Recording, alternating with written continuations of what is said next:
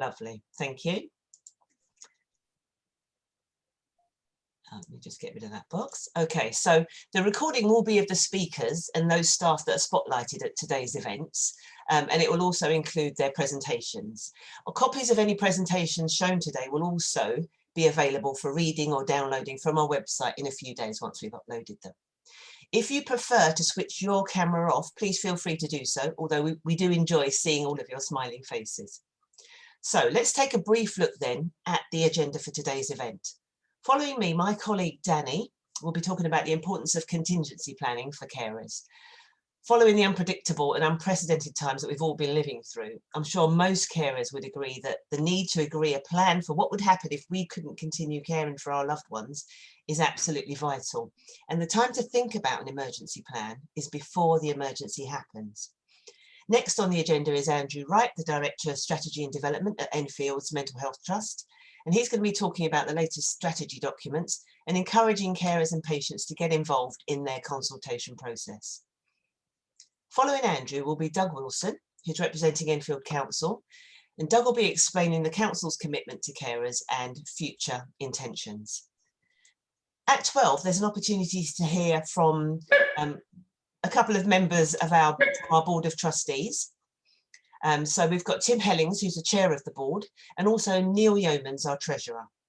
They'll be explaining their roles on the board and also what they see as a direction of travel for our charity, as well as the challenges faced by Enfield Carers Centre.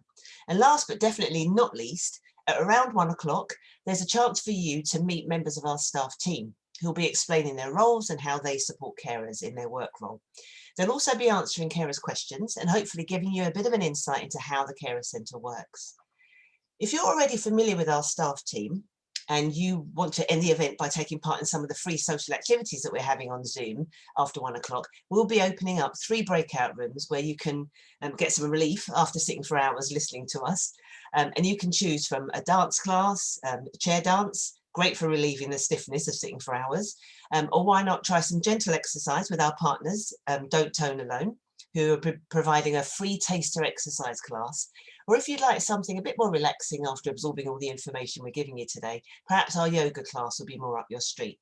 So once we reach that time for the breakout rooms, we'll explain again how they'll work, and you can choose your activity or meet the team.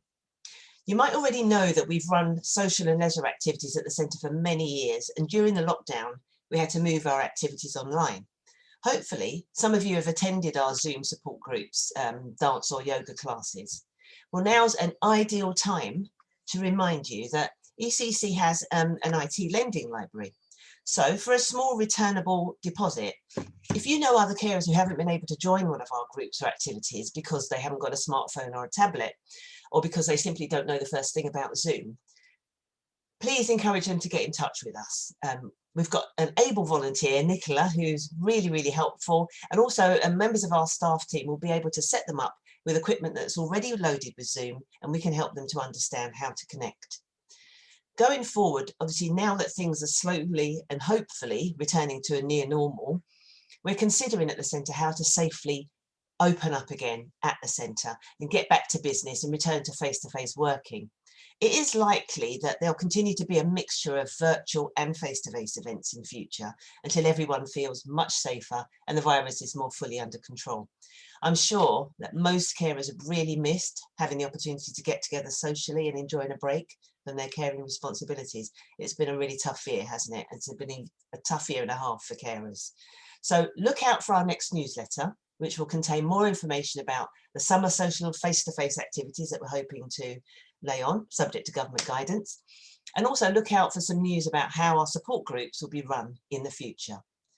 Finally, after our speakers, we'll be running a short online poll today, and we'd really appreciate having your feedback on today's events. We'll be running a short questionnaire as well on SurveyMonkey. So if you could help us by clicking on the link that we'll give you and giving us your feedback so that we can improve our next virtual events.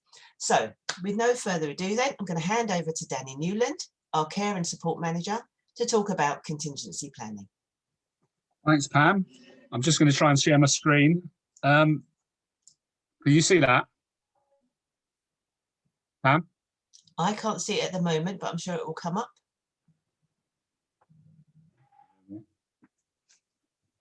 Sorry about this. If I appear to be staring at you with a magnifying glass, unfortunately I'm waiting for eye surgery, so I do apologise. Can you see anything yet? No. Can somebody else share Debbie's presentation? Caroline, can you share your screen then for us, please?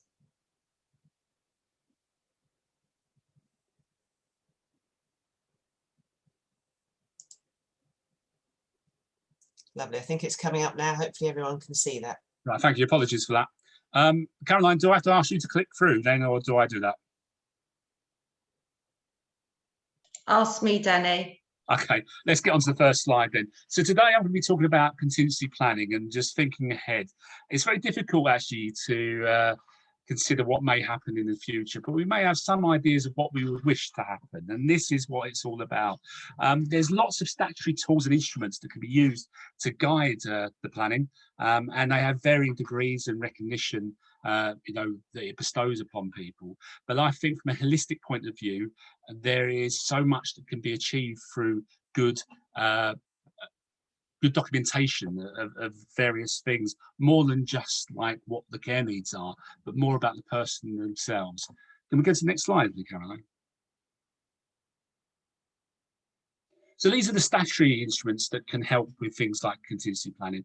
The centre actually has a carer's emergency card, and this is a document. It's quite a big document where we know people that have key roles in someone's life, what type of support a person has, key information about them. Can we go into the property if the carer is suddenly unable to commit care anymore? Is there medication that we need to get? And all that kind of important stuff that maybe isn't in the support plan. And it's held on the Safe Connected local authority site, which is 24 hours. So if a carer suddenly is unable to care and they've got their carer's card, there's a reference on the back, and that document can be accessed, and it gives an indication of what that carer is doing for someone else. Because of course, caring can sometimes be not in secret as such, but we're talking about making carers visible. But a lot of caring is kind of invisible. Carers just get on with things, and they know so much, and they're the experts of that person, and the professionals that meet them may not know half of that. And if suddenly the carer can't communicate it, and the person has a care need where communication is difficult, there's so much that can be lost if not just written down. And that's something that I'm going to cover later. There's things like power of attorneys and deputyships as well. These are more formal instruments, and they are considered legal instruments. So a power of attorney is where someone that has capacity chooses a representative, and they can decide how much scope a person has. There's two types. There's finance and property, and there's also health and well-being. And as long as someone has the capacity, they can say, well, this is what I want my wife, my son to do, this is how I want it to work. They have to make joint decisions. They can be quite complex in nature, or they can be quite basic, depending on how the person wants them to work. They have to be registered with the Public Guardian's Office, and they have to be legally viable. So if it's just a big load of instruction, then it may not get accepted. So we have to kind of make sure it's written in a certain way. If someone lacks capacity, they can't choose a representative, so that has to be decided by the Court of Protection. It's just kind of the same, but it's a bit more convoluted with a hearing, and they'll decide who's the best person to act and the scope that they can act within. The other thing is what I consider to be advanced decisions and directives, and this is where you know what you would like to happen. This is what my preferences are. This is what I generally would choose, to be the nature of things.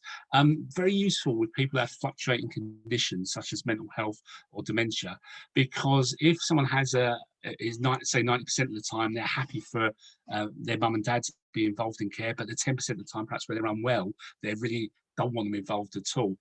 The mental health teams, for example, will only listen to what they're saying and try and work with them at that time. Where if there's an advance directive that says, actually, I'm happy for my parents to be involved, that can be considered to be have more strength, because it was written when they had more clarity of form.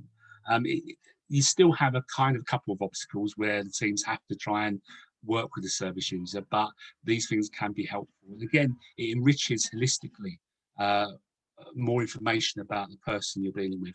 And the last thing is a letter of wishes, which tend to be associated with discretionary trusts.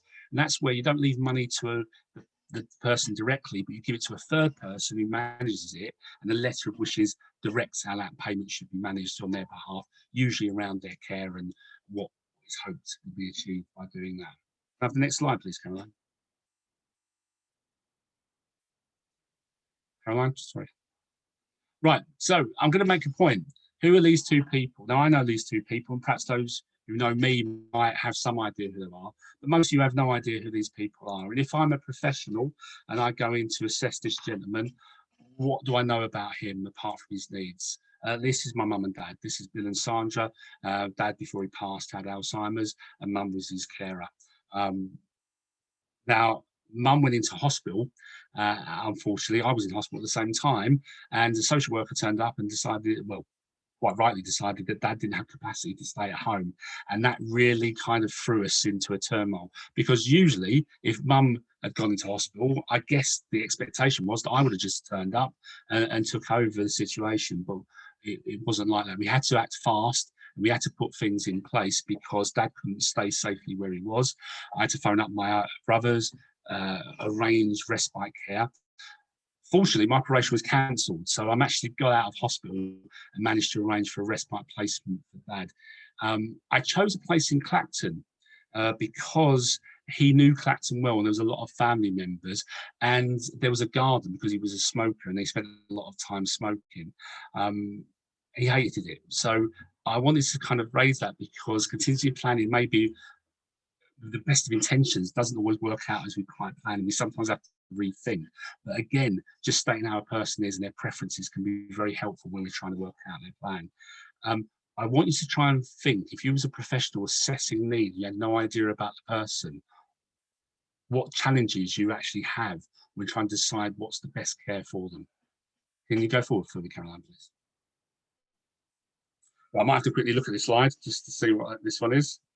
Right, so yes, this is my family. It's an example, and I believe that to make dad's care more appropriate for him, that I have to provide information. And what information would be lost if a family member is not involved in that discussion?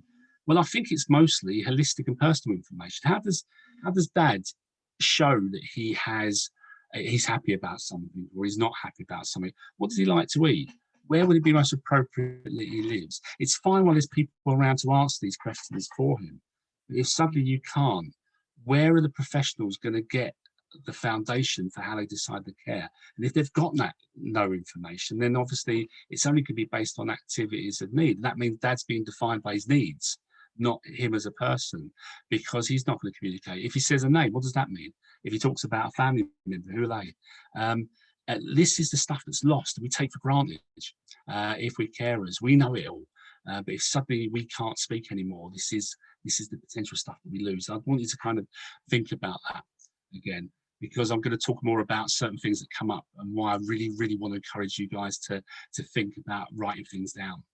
Can we go forward, please, Caroline? So if there is a sudden change in need, there's expectation that there'd be a review. So reviews normally happen if someone has a social care package yearly anyway. And if there is a significant change in need, the local authority would review it, and they'd act in the best interest of the service user. If there's some kind of change, if a carer can't care, but has actually quite a good package in place, and it seems to be working, there wouldn't be any great expectation of that changing. If there is a significant change, obviously that may mean that things can't carry on as they are, and that just isn't viable. There are also cost implications, but that is not the overriding priority of social services. So they wouldn't come in and change a package, just to save a few pounds. But if suddenly someone needs 24-hour care, and that is going to cost like £2,000 a week to meet at home, and residential, that's going to cause a real discussion about the fundamental change in how that care is delivered. So there are cost implications in this, but it shouldn't mean that there's a change in plan. There should always be reasonable consideration to what the service user would want, and obviously if they can't communicate that, what the family are indicating they would have wanted. Can I have the next slide, please?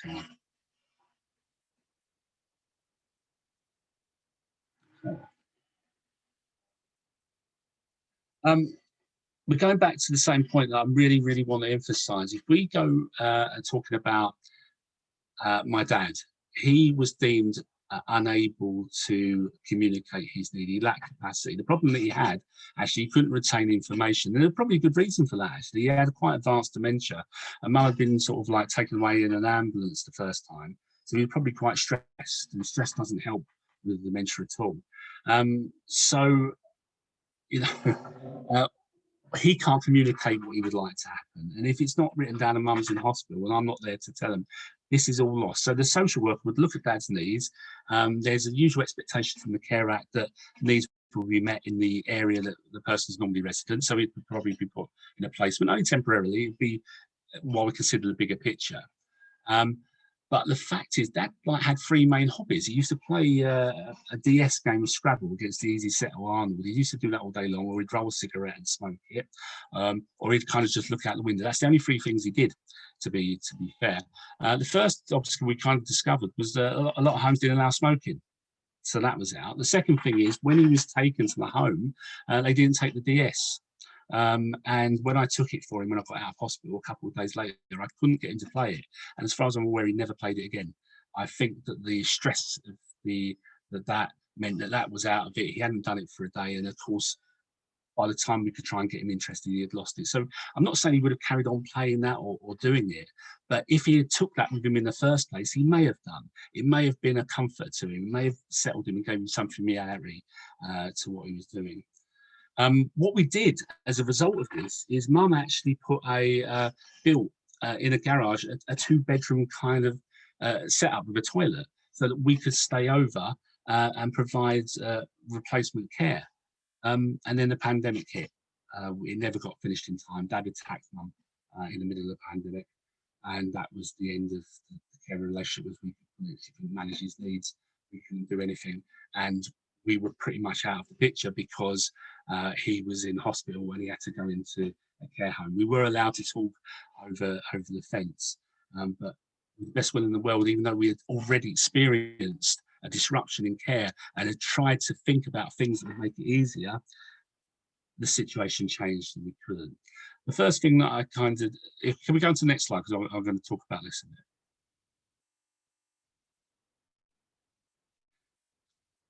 I wanted to bring up financial planning at this stage in the talk, actually. So if you actually do have finances, or there's a trust in place and it's social care, you can actually top up social care funding. It gives you more scope to choose certain homes or maybe care at home. It's harder to top up social care funding as such, but there is some scope. There is a option to pay for things like meaning a push by the government to change elements of the Care Act to integrate health and social care more. And so I think in the future there'll be more scope for joint packages, maybe something like an educational healthcare plan kind of combo. I'm not sure. I don't think anyone really is at the minute, but that would give scope for top-up fees. And obviously, if there's money involved, there's more scope to put in other elements of care to support what you'd actually need to happen. Okay. Can I have the next slide, please? If you are thinking about doing a trust, I'd really advise you get professional advice. MENCAP are very good, I've heard, for learning disabilities. Rethink, I believe, do them for mental health. You can actually attend online courses about trusts and that. If you could potentially be out of pocket, always get Bella advice. That's my thing. If it costs a few quid, that's fine. If it's a big thing, get specialist advice on it. So how do we get started?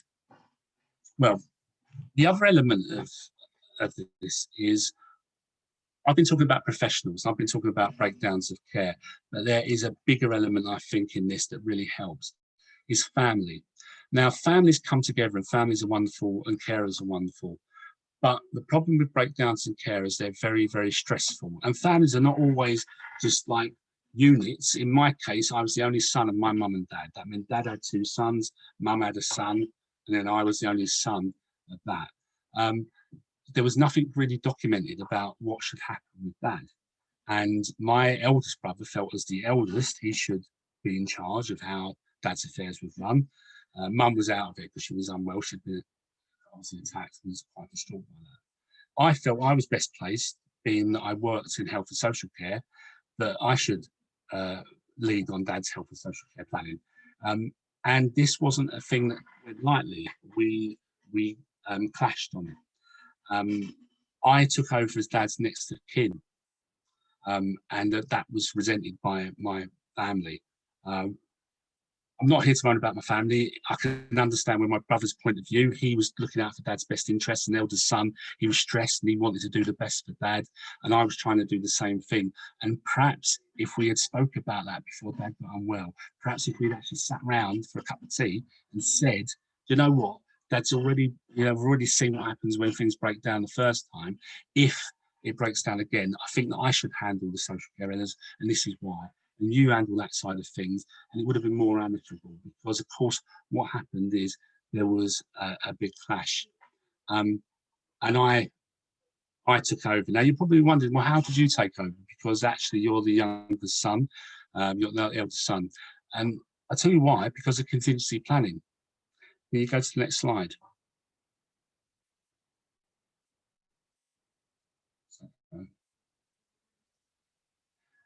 This is a photo of a document, and this is actually the very thing I used, not the document itself, but the photo. It didn't have the redacted, that's just because my dad's address was on it, my address was on it, and I decided to take them out. But this was enough for me to take over as Dad's next of kin. Using this document, which is an advanced decision to be Dad's advocate and signed by my dad, was enough for me to get the hospital and social care system to recognise me as next of kin. Billy couldn't do anything about that, so that's my brother, I didn't mean to name him. And if I hadn't got this, what would have happened possibly is arguments, and my brother phoning up about some elements of care and me phoning up about that, and then me arguing in the hospital and that, because even though under stress we would hope the families come together, there's potential for it to fall apart. And contingency planning is a good opportunity to discuss everything, not only from a professional and to enrich, what is happening, but to really allow, this is what's going to happen if it happens again. Let's not argue about it. Let's just get on with it. And it can really save a lot of heartache. I've not felt the same about my brother, and I'm sure he's not felt the same about me. And I think it would have been avoidable if we had just had a cup of tea and a chat about this topic. I think that's why it's really important. I don't know if the next slide will work, Caroline. I embedded a document in it. I don't know if it links to my computer or not. Can you move on? Can you open that, or does it just crash? I've got communication example. Oh, right, okay. No, it doesn't. Okay. No. So on the website, and please come onto the website. I've made them a very wordy document so that you can actually remember what I said when you open it. I actually wrote a history about my father. It was only a page of A4, or a little bit more, and it just explained what happened to his dad and his younger years, his family, his medical conditions, his favourite food. And it's amazing, actually, that even though he was 79 when he passed away, how much information I could get. For example, he would refer to his mum as Mazzy. I never knew that. And as he got iller, he used to ask for his mum. He'd ask for Mazzy. Now, if you'd asked me who that was, I wouldn't have a clue. But my mum knew, and she told me that. I wrote it into the information. And if a care worker takes over that care, how nice that when they're working with someone, if he says, oh, I want to speak to Mazzy, or I want to speak to Danny or Siddy, or I want this, to know that when my father didn't have his wallet or he didn't have his keys, he got very anxious to give that comfort.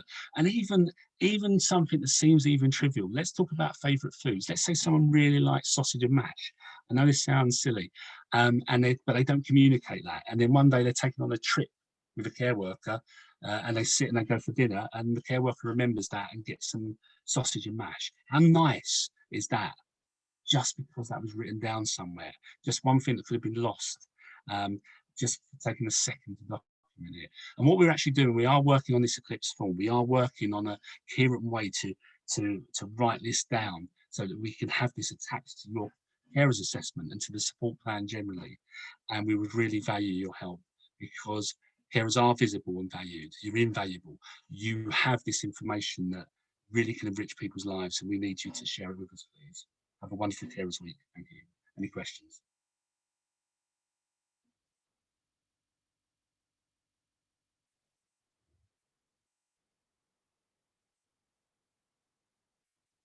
No questions? Hi, Dan. Sorry, Oh, no, there's nothing in the chat, so we don't have any questions, but thank you for that.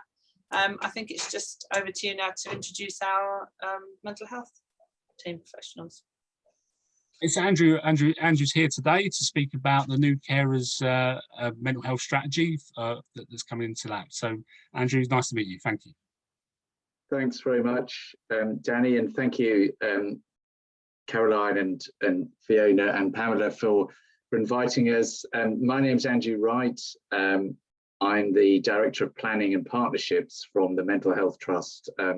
I probably know some of you. I can't see everybody on the conference this morning, but I've worked at the Trust for a number of years, so I know at least some of you.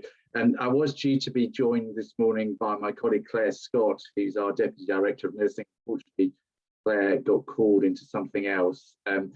I've got a couple of slides which I did send you, Caroline. I don't know whether you're able to share that to display them. Otherwise, I can if you're not able to.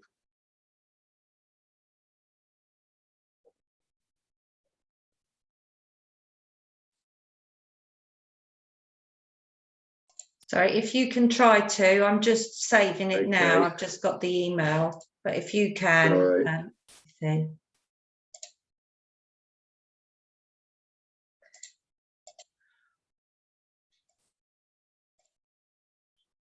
Right, one sec. Actually, I think I've hopefully.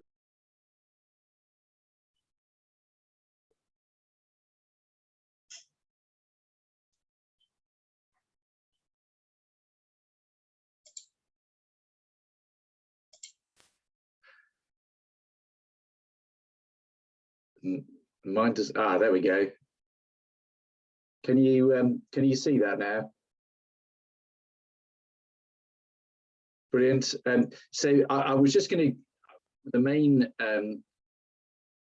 agenda item really is to hear from carers locally about your input to our carer strategy. But I just thought it would be helpful, just very briefly, just to give you an update on the work of the Trust. So we've refreshed our Trust strategy, which sets out our priorities for as an organisation over the next 3 years. We originally produced our strategy 2 years ago, and we had a significant input from service users and carers and local stakeholders. Our portfolio includes mental health services across the boroughs of Enfield, also Barnet and Haringey, and we also provide the community health services in Enfield. And a big part of what we're seeking to do is to join up physical health services in the community with our mental health services so that people can enjoy joined up integrated care. Our vision is really all about helping people to live healthy lives through excellent integrated mental health care, and supporting local people, and carers are a key part of that, which is why we were keen to talk today. I've just highlighted on the wheel there what we call our desired outcomes, and these are really our priorities as an organisation. And the ones in green are all about delivering excellence for service users and including carers. And just to highlight, in our work over the last few months to update our strategy, we've added in some additional outcomes and priorities.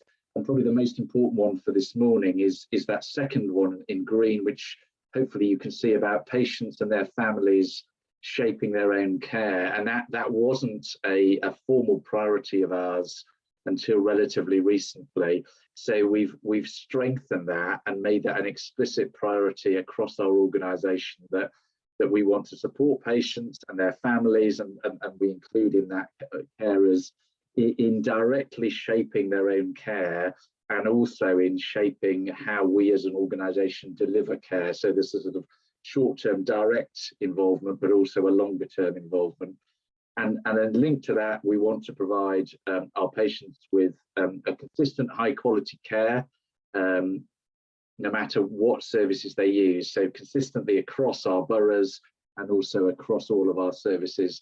And really importantly, and you'll all be aware of it, and I think there's some discussion later, we also see a key role along with the local authority and voluntary sector partners such as Enfield Carers in addressing the health and the other social care inequalities. So one of the big learning points from the recent COVID pandemic has really been to highlight some of the inequalities in health and care across all our boroughs, but certainly in the borough of Enfield. And we've known about these for some time, but I think they've really come to the fore in the last year. So that is, again, is one of our priorities as an organisation.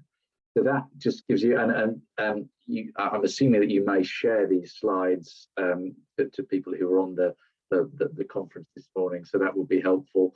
But what I wanted to move on to really was to get your input from carers, but also from the carers group on our carers strategy. So we've developed an overarching organisational strategy, and sitting beneath that are a number of what we call supporting strategies, things like our estate strategy, our nursing strategy, our clinical strategy, but a key one is about our carer strategy and how we involve carers. So we have a strategy now about how we involve service users directly, and we have a number of forums and mechanisms for involving service users and their representatives, but we don't yet formally have established mechanisms for involving carers in both in direct care decisions, but also in planning the longer term delivery of our services.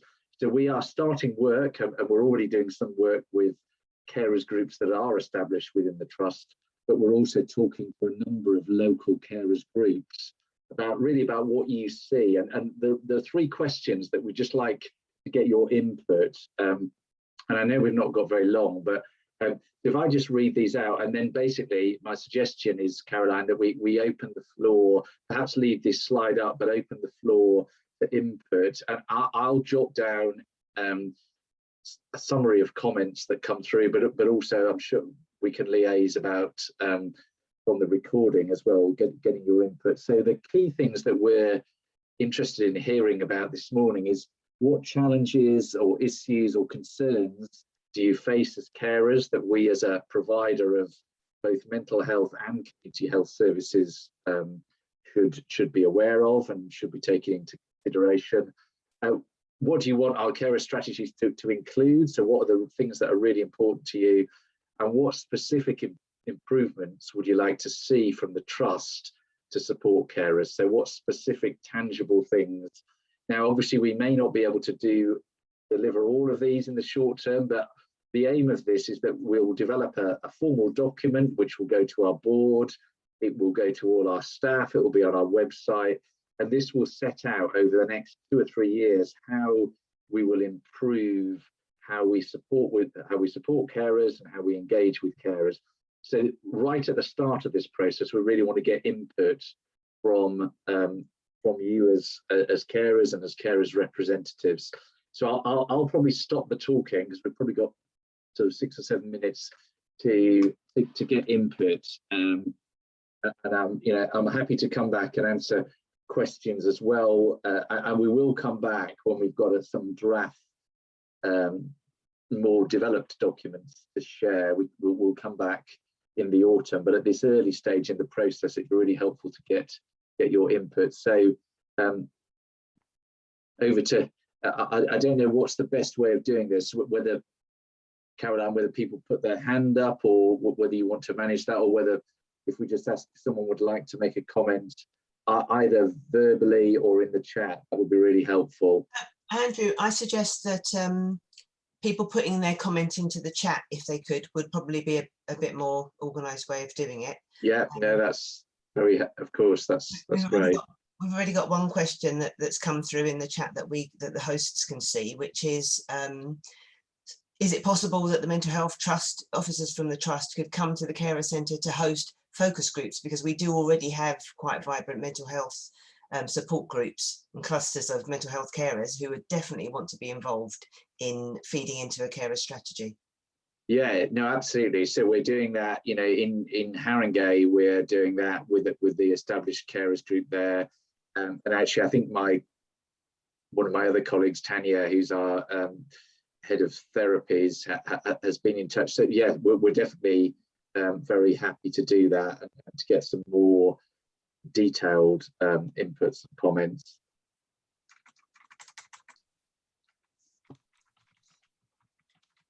There's another question in the chat as well. Shakila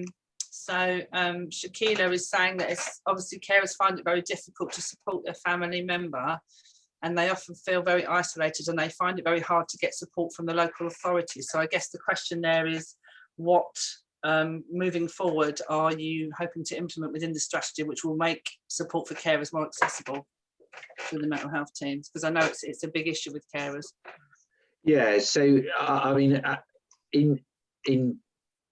as one of the principles, so this document will be really about setting out a set of principles, and I'm sure you're all aware of what healthcare professionals often refer to as the triangle of care. So care is best delivered between a healthcare professional, the service user or patient, depending on the service, and the carer or the family member. And we all know that care is most effective and of the highest quality when all three elements of that triangle are engaged. And often what happens is it's often one or probably two, but not always the third. And often it is the carer or the family input that is less strong. So the whole point of our carer strategy is to enable that, to enable carers to have a more active role. And a big element of that is about working with our staff who support our service users, so that they better understand that part of their role is to support carers as well as service users directly. Now, obviously at times there can be conflicts between the wishes of the service user and the wishes of the carer, and again, part of the professional skill of our staff is to balance those. But in many cases, those can and should be aligned, those interests between a service user and a carer, and the professional's role is to facilitate that. So a lot of what this strategy will be doing is supporting our staff, and educating our staff, and actively encouraging our staff to engage more with families and with carers in developing care plans, and in the ongoing care, because obviously many of our patients, our service users, are long-term users of our services, and so carers have a really critical role in a way that perhaps, if you have a knee replacement at Chase Farm Hospital, it's not quite the same, but we have a long-term relationship with many of our service users, and therefore carers are critical. So that is definitely a big part of what we want to achieve, Fiona. Thank you. There's a couple of other questions as well. So how can a young person get face-to-face support when their needs are significant, as at the moment these sessions are on the telephone, which is particularly difficult for those with ASD? No, I understand that, and that issue is definitely a live issue in a number of our services, and obviously during the COVID pandemic, a number of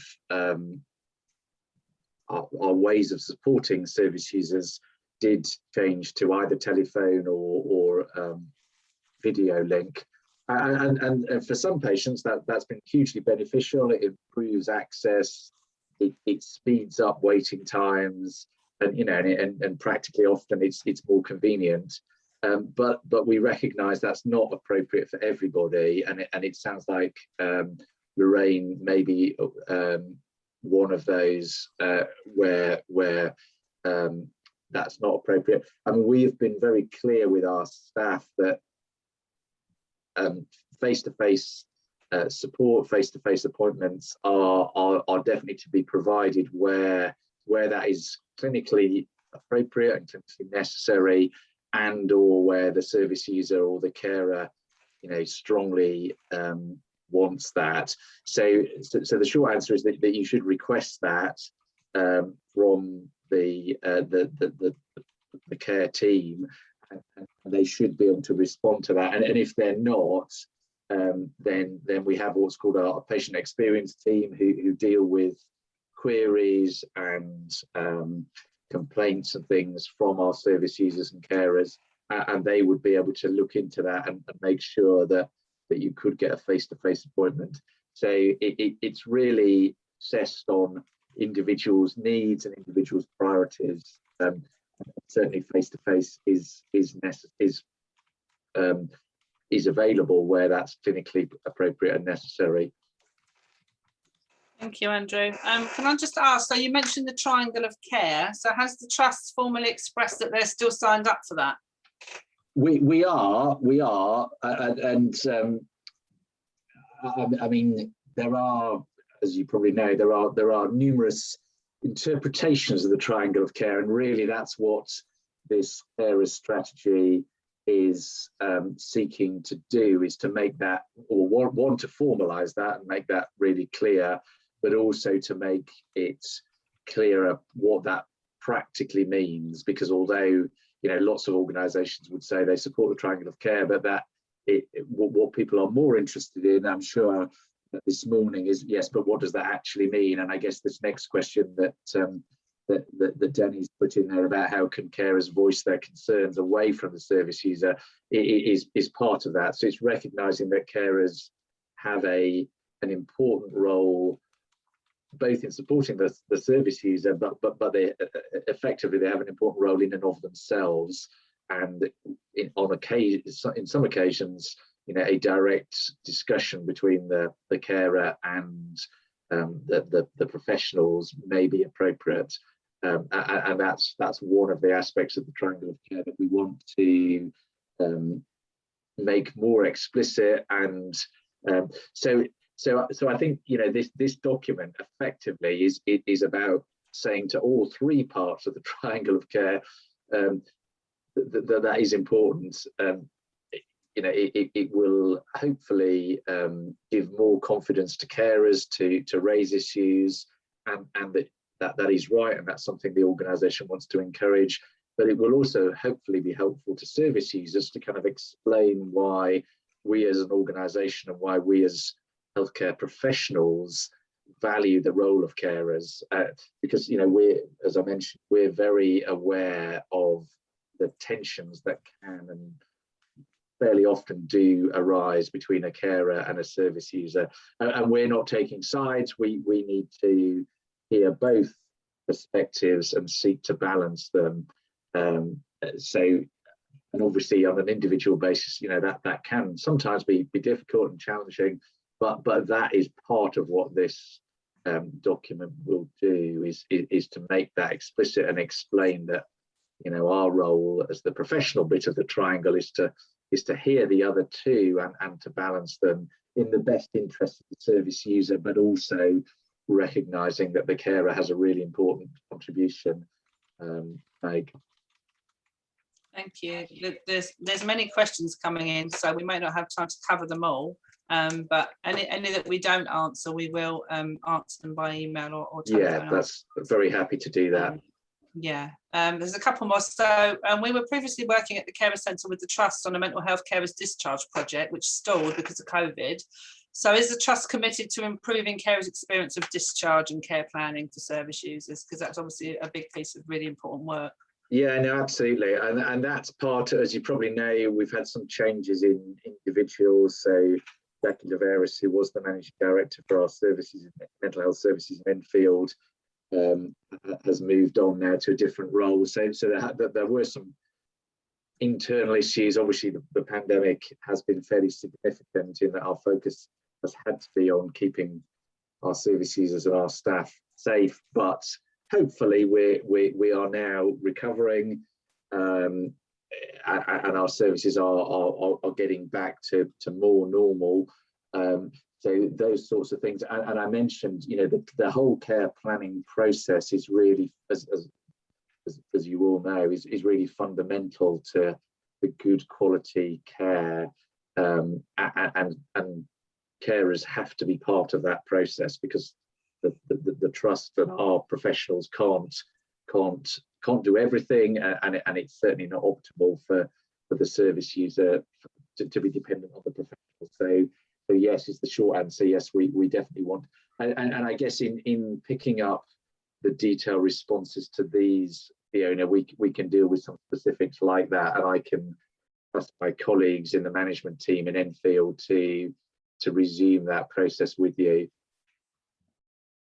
Excellent, thank you. I'll just ask you a couple more. So we've had a question from one of our staff regarding how carers can engage with this consultation. So Tanya Davis has joined our mental health group and she's coming back in August, and we've sent out emails to mental health carers. How else can carers give their input into the consultation? Is there a web page or an email we can direct them to, just so we can make sure we reach as many carers as possible? Yeah, I think we, I mean, I would perhaps describe it as an engagement process rather than a formal consultation. Okay. But we are clear that, you know, this is a carer strategy, and in the same way with our service user strategy, it's a strategy for carers that we want to develop with carers. So we're clear. So Tanya, that's what I mentioned earlier. So Tanya is coming to the event. So Tanya, Clare, Scott and I are working together on this because we can't all do all of the events across our 3 boroughs, but we are very closely working together on this. So Tanya is coming to the event in August, and I think what we anticipate by the late summer, by the end of August, early September, that we will have a set of principles that we want to share for further comments. So it's an iterative process, and as I say, we did exactly this with our service user strategy, and it worked really well. So we developed a sort of a core set of principles with service users, and then we shared them more widely and got some more input. This is not meant to be a sort of a 50-page thick text long document. It's meant to be a relatively short and simple and clear set of principles that everybody will support, and that will make expectations clear. That's really what we're looking at. It's a sort of a, you know, 5 to 10 page sort of fairly simple summary is what we're looking at, Fiona. But yes, we will want to come back. So the next stage will be Tanya coming in August, and then after that we would see another stage in September. So we're aiming to have this formally published by Christmas. So between September and probably, you know, November, we'll do another round of engagement, and this group, along with the equivalents in our other 2 boroughs, is a really helpful way of us engaging. So we're very grateful for your input on this. Okay, thank you. I think we'll just ask you one more, so we don't wear you out. So this is from Pam, our CEO. So it's great to hear community services and mental health services are under one roof. Does this include drug and alcohol services? As historically, this area has had a really poor record of supporting those with mental health issues. So what is the Trust's proposal to rectify this growing issue? Well, we do run, as many of you will know, the drug and alcohol services in Enfield now. Unfortunately, though, the organisation that provides drug and alcohol services in each borough is determined by the local authority. So they commission those services, and previously we weren't the provider. We are now, and obviously we strongly believe that linking them all together in one organisation makes sense. But I suppose what I have to say it's just a fact is that that's not our decision as a provider. So there is the potential in the future that it could be offered to another local organisation. That I mean, without going off on too much of a tangent, and I know Doug's on the call, that sort of change in provider is becoming less and less of an issue. So we are now all working together much more closely in what are called integrated care system across North Central London and within Enfield in the integrated care partnership. So I think those sorts of changes that we saw a lot of sort of 5 or 10 years ago are definitely becoming less of an issue. But ultimately, it's not our decision as a provider. But we were very keen to resume providing drug and alcohol services in Enfield because they are so linked to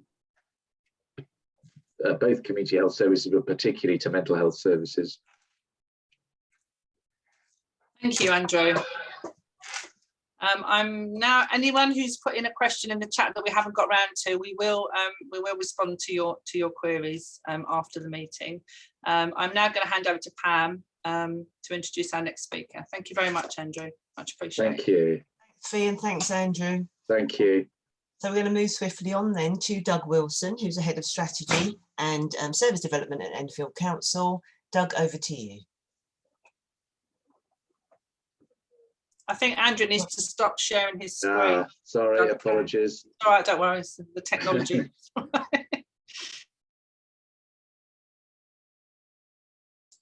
And Doug, you just need to unmute. There we are. Yeah, I've unmuted. Can you all hear me? I'm seeing nods, so I assume that's fine. So I just wanted to start today by thanking you very much for inviting me along. I know you're probably expecting Fiona a whizzy PowerPoint or some singing and dancing and maybe some witty anecdotes. I'm not quite sure what the expectation was. The most important thing for me, yes, I am here to represent the council, but almost more importantly for me, I've been a carer for most of my life. So from a very young child until now, I won't tell you how old I am, but it's been quite a few years of living as a carer.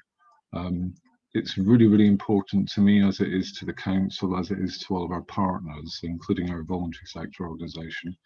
And for me, I guess the single largest impact on my young life and latter years was not feeling heard, feeling as if things were out of control, feeling as if I just needed someone to talk to about things.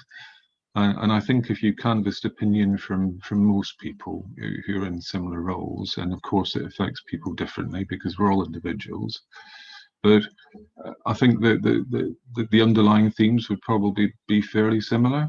I think, you know, we do what we do, not because we get paid to do it or because it's a profession.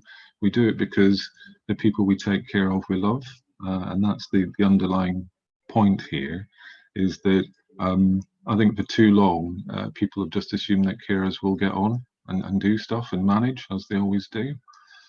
It's significant, I think, that you know, we you know, at the latest count, I think there are in excess of 30,000 people providing that kind of informal care, as we call it, in the borough. Likely to be a huge underestimate, I'm sure, because most of us don't think of ourselves in that way.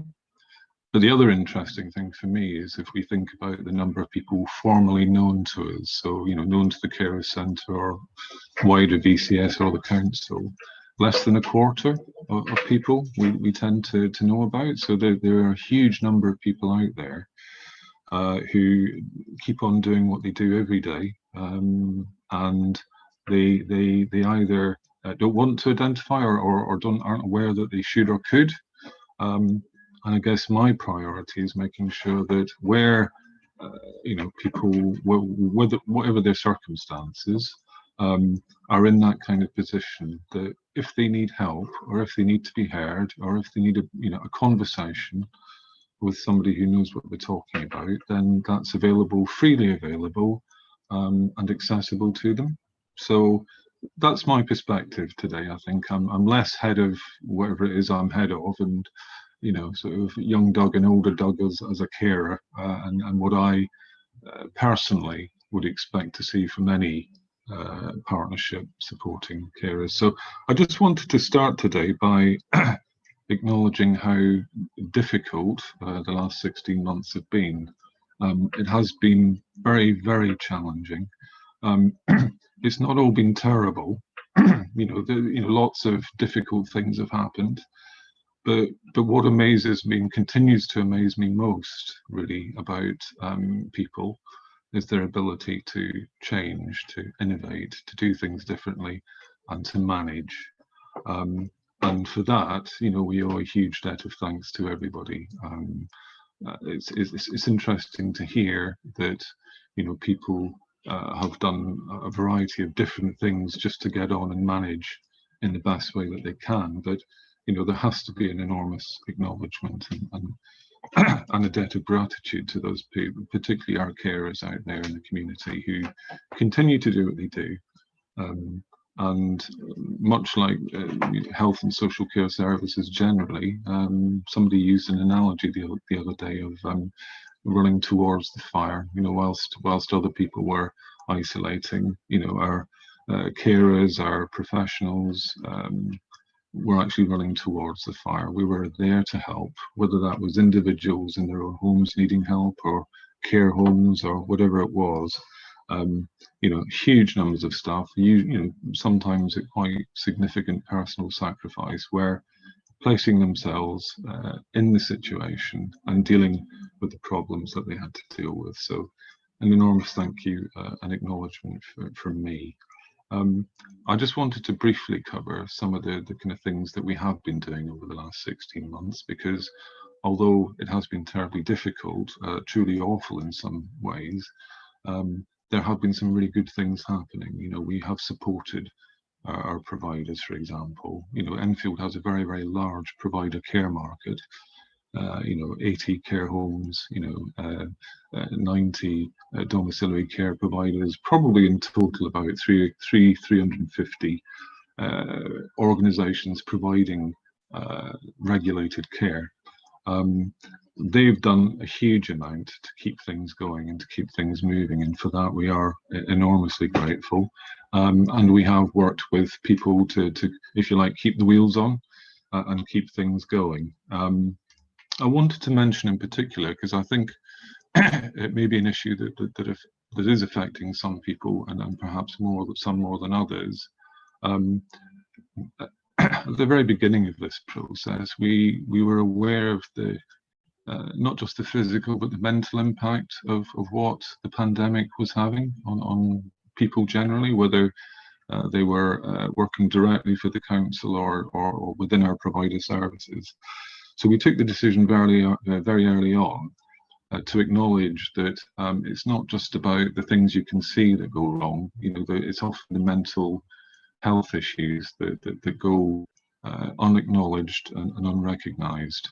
So the council has an employee assistance programme which is open to all council staff and their family members, and that provides a huge variety of different support, including counselling, bereavement counselling.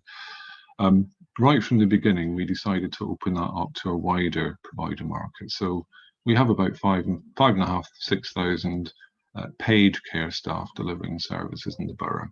So that was a significant shift for us, but we thought it was the right thing to do. I also think, on reflection, that it's probably something that we should consider opening up to our wider carers, if you like, the unpaid, the unseen, the unsung heroes in our borough. So I'm currently having discussions with our colleagues in corporate services about how we go about doing that, because much as you know, people will recognise and respond fairly quickly to physical issues, and it's always the way that you know, whether people like it or not, there is a disparity between how we deal with physical issues as opposed to mental health issues. I think it's really important that people, when they need help, whether that's somebody to talk to, whether that's somebody who needs practical support with various different things that are going wrong in their lives, they need that support very quickly, and they can't go on a waiting list for 6 months, because actually the problem is now. So I have undertaken to get back to you about progress on that, because I would like to open that programme up to much more widely to our carers. So I will feed back directly to Pam and others about that, just so that people know what's going on. The other thing that I wanted to focus on was, so we've had you know, we are in the pandemic still. You know, think we are far from out of the woods, and I don't want people to feel complacent, confident that the right things are happening. So, but in particular, I wanted to just give you a message today about some of our services. So for the most part, 95% of services continued as normal in the pandemic. The one exception to that was day services, where we felt the risk was far too high for people to continue to physically attend day centres. Now, some of you may be aware that they were closed down initially back in March last year. We did put alternative arrangements in place for people where we could, and those were based on individual discussions and risk assessments. But the other thing we did is we decided to reopen fairly quickly before the second wave hit, whereupon day services were closed again. Now, you know, day services, whatever you want to call them, are really, really important to a lot of people. You know, we have in excess of 500 people who, you know, on a daily basis attend some kind of day provision or day opportunities. And for many people, that sense of having a routine, of going somewhere where you're known, where you know, you have a routine and things happen, they give you something to do, something meaningful. That was very, very sorely missed by an awful lot of people. And so I just wanted to give you the message today that we have gradually begun to reopen day services. We began back in April of this year. We did it in a very careful and planned and phased way. So we were careful to establish relatively small bubbles and to prioritise those people who arguably needed those services, or that physically needed those services the most. We've progressed now on to what we call phase 4, which is the last step before a complete and full reopening of day services. So we're confident that within the next month or so, we will be able to fully reopen day services. What I need to add on to that, though, is that I think if the last 16 months have shown us anything, is that there are sometimes different ways of doing things. You know, we talk about personalisation a lot, and what that means to me is that we don't just assume that if somebody has a need, it will automatically be met in a specific way. So what we've found certainly is that, you know, for some people, the online, the kind of virtual remote engagement actually works fairly well. So the daycare group that's in place at the moment is currently working on what they call a virtual offer. It's starting off with a very specific cohort of people, so people with learning disabilities, but will be expanded to other areas as we sort of evaluate the impact and value of it. But essentially what that does is it provides a bit more capacity in the market for people to be able to do those kind of activities that mean something to them. And it enables us to be able to provide more for people that want it.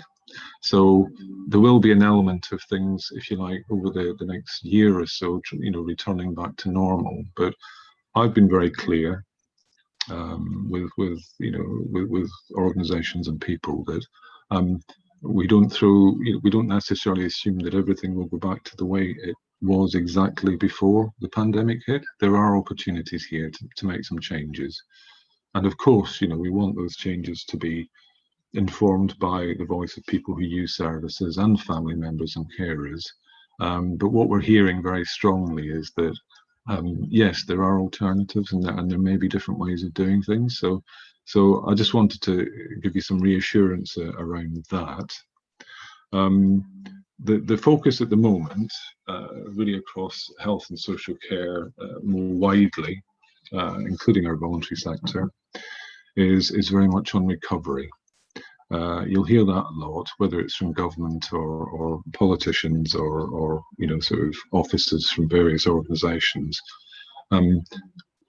We have had an unprecedented time over the last 16 months. We're seeing, if you like, the almost the consequences of that now.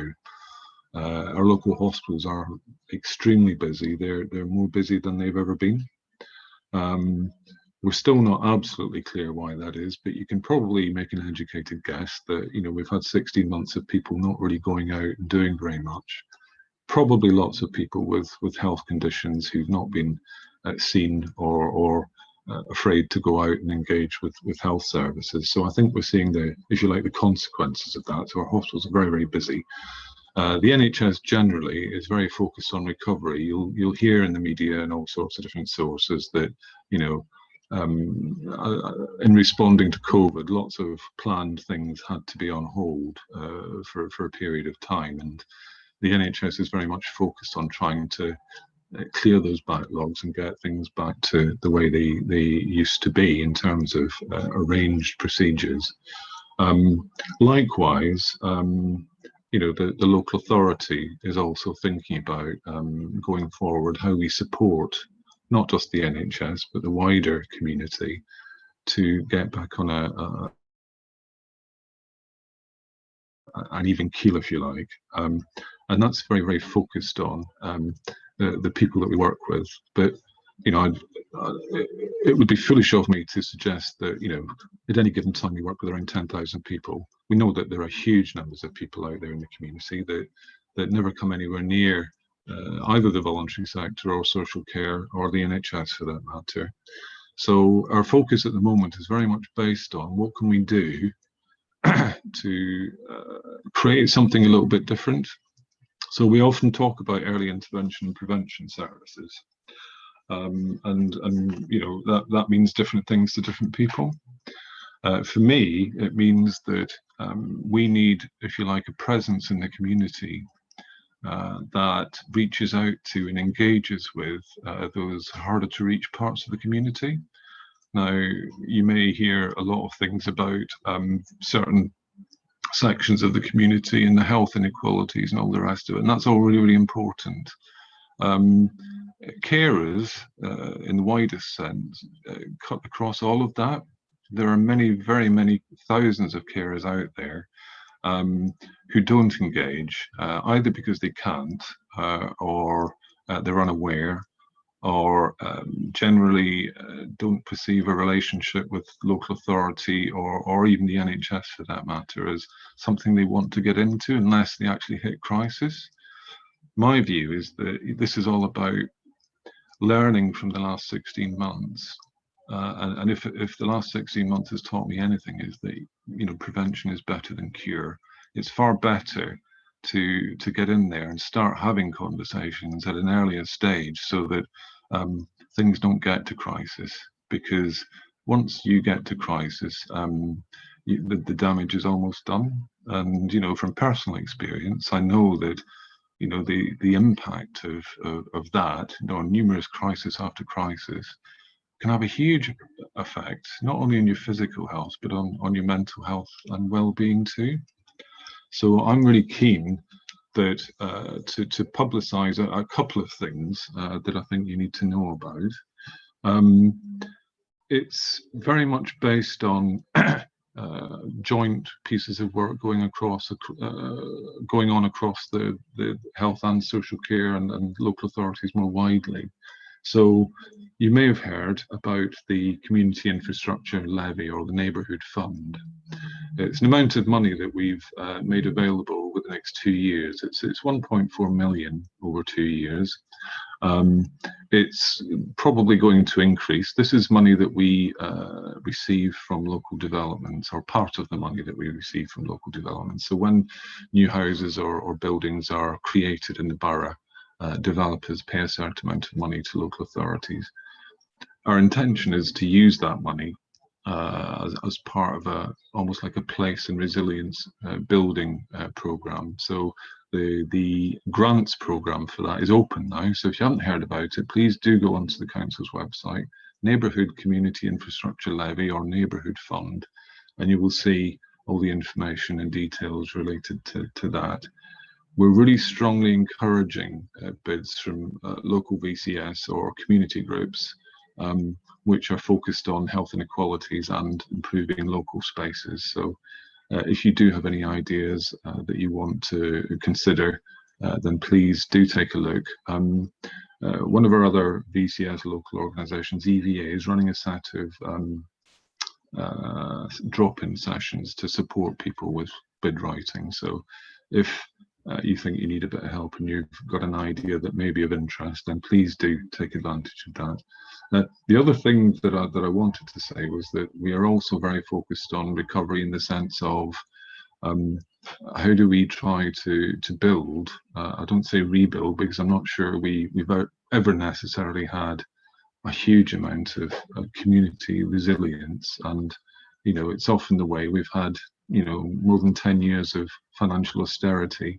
And it's often the softer services, the community, the VCS, that are the first to go when difficult decisions have to be made about funding. I certainly, Bindi, the director, and the council more widely are very committed to trying to rebuild that resilience within the community.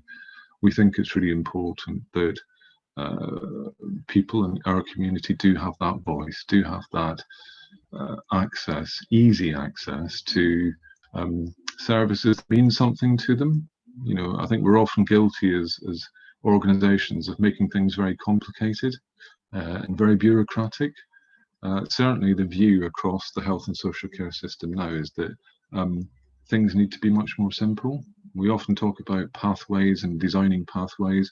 My view is that people are individuals. You know, we shouldn't be treating people as homogenous groups or illnesses or diagnoses. You know, people are people. So you'll probably find that over the next year to 2 years, there's a considerable amount of work going on.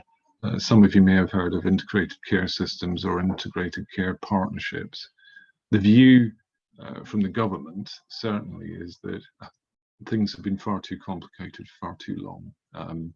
Organisations very often work in silos. That's not good enough. You know, as a person out in the community, you expect to be able to talk to somebody.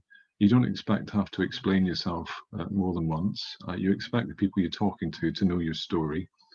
And you expect that when you need help, it's very easy to know the right place to go rather than being passed around from pillar to post. So if I were to summarise if you like, the guiding ambition over the next couple of years, it is to make services much more focused on community resilience, simplifying the way things work, and creating communities which are stronger in a sense that you know, we don't have lots of unmanaged or emergency situations in hospitals.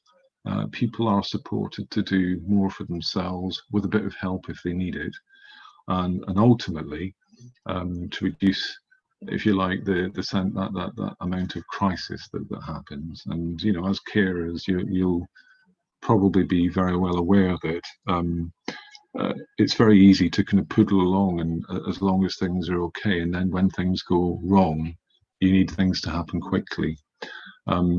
My view is that that help and support shouldn't be very far away at all. You should always know where to go, and it shouldn't be a bureaucratic or complicated process. It should be very simple, very straightforward, and importantly, I think you need to be heard as an individual. You're not an illness. You're not a diagnosis. Very often we're focused on the immediate problem at hand. That simply is not the way to do things, and I think there's a general recognition that needs to be the way that we change going forward. That people are complicated. People are individuals. They have lives that extend beyond a diagnosis or an illness or a frailty, and that often when we have these conversations, we don't look at the whole picture, and that's very much the focus of things and will be over the next couple of years. So it's interesting to hear about sort of strategies and getting feedback. I guess my one piece of feedback would be that if we create a set of principles and priorities, we absolutely need to get better at continually asking the question. So we said we were going to do this. Are we doing it? And what are the tangible benefits or impacts that we would expect to see from any strategy or set of priorities? Just a couple of other things for me, because I'm aware of time and I don't want to take up too much of your time today. There is quite a bit of reform coming, some of it quite undefined as yet. So the government's been promising a a social care bill or green paper for quite some time.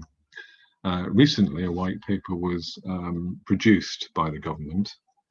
I have to say, very much focused on NHS reform and change, and fairly silent on changes to adult social care, including sustainable funding models.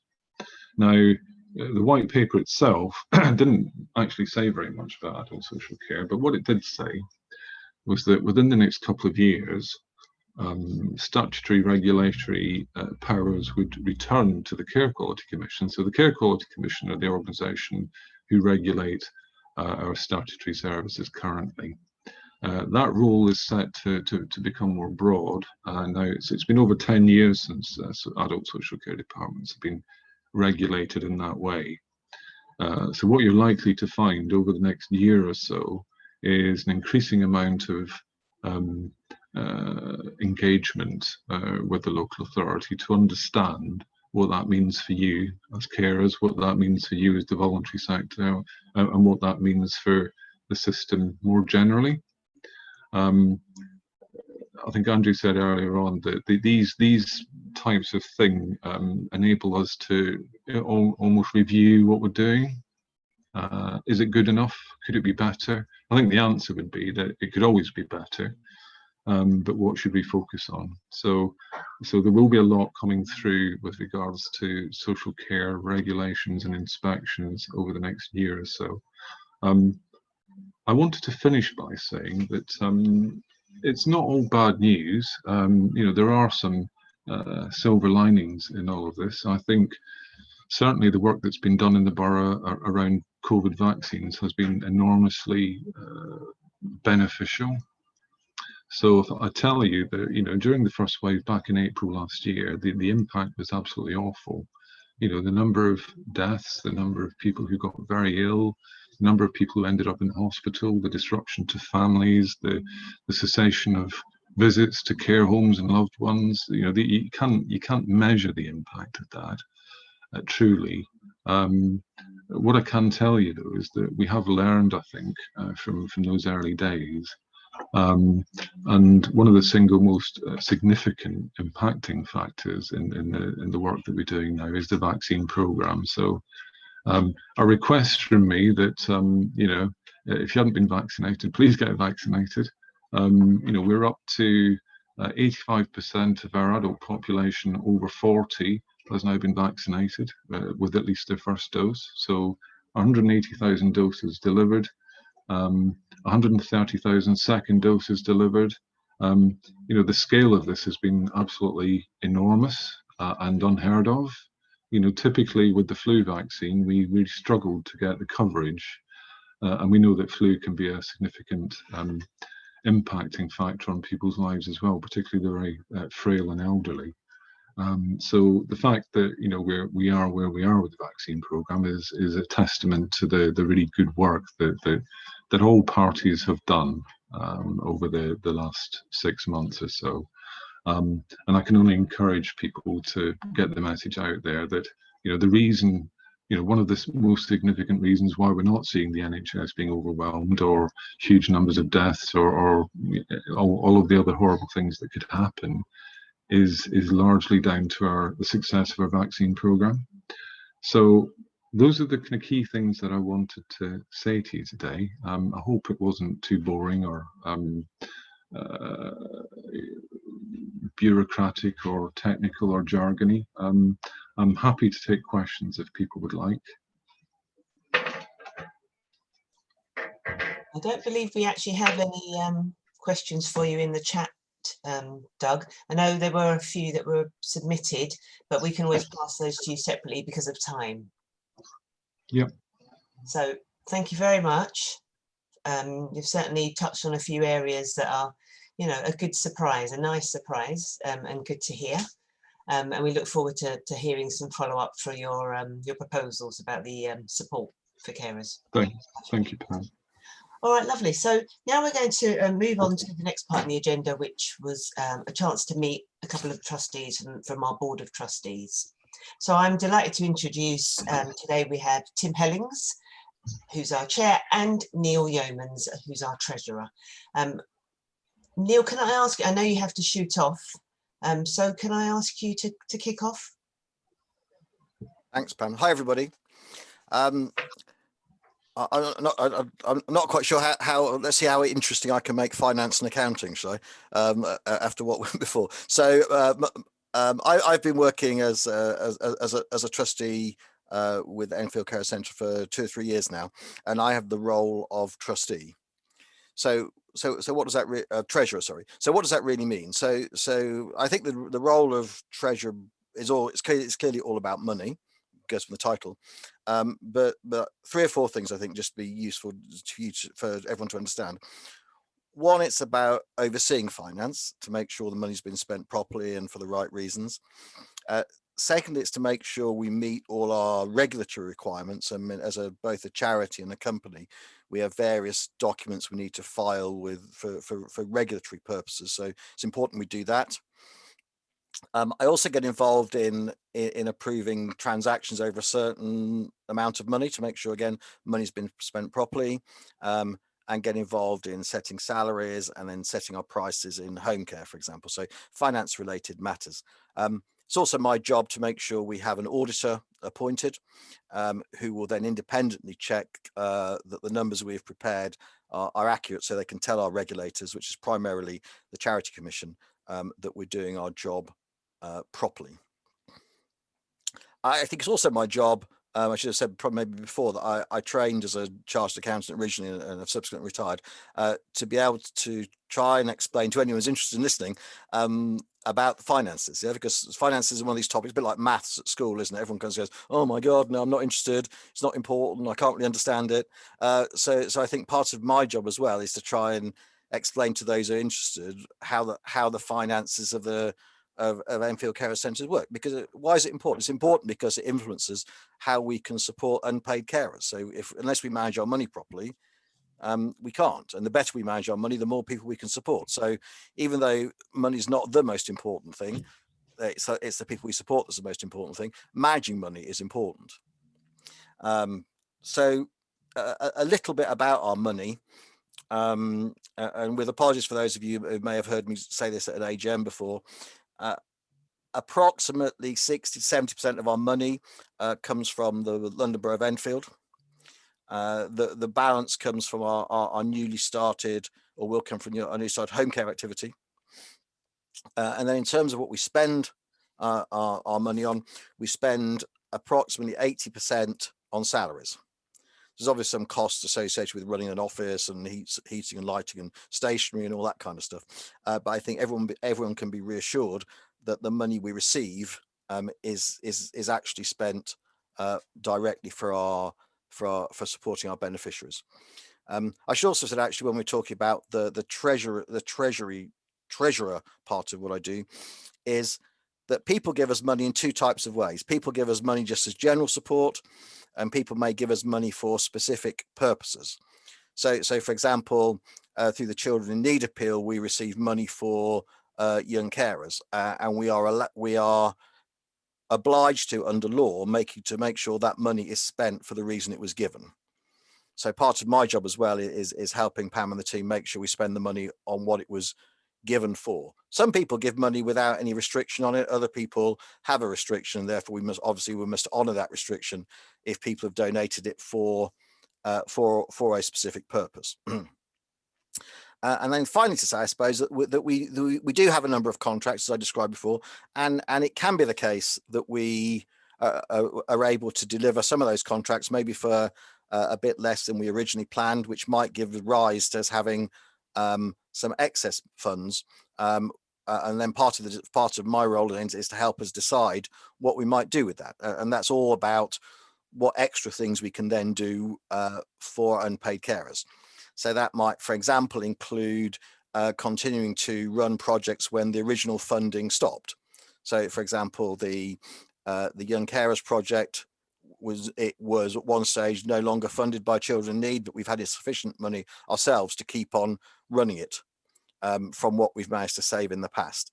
So we always try and save a little bit of money for a rainy day, but obviously we must be spending all we can and all we sensibly can on providing support for unpaid carers. So I suppose I should say again, in summary, we are in a very healthy financial position. You'll be pleased to know we've got a good set of programs and activities, and our finances are sound, and you can cross that off your list as just things to worry about at the moment. So I know there are plenty of other things to worry about, but the finances of the Carers Centre isn't one of them. You'll be pleased to know.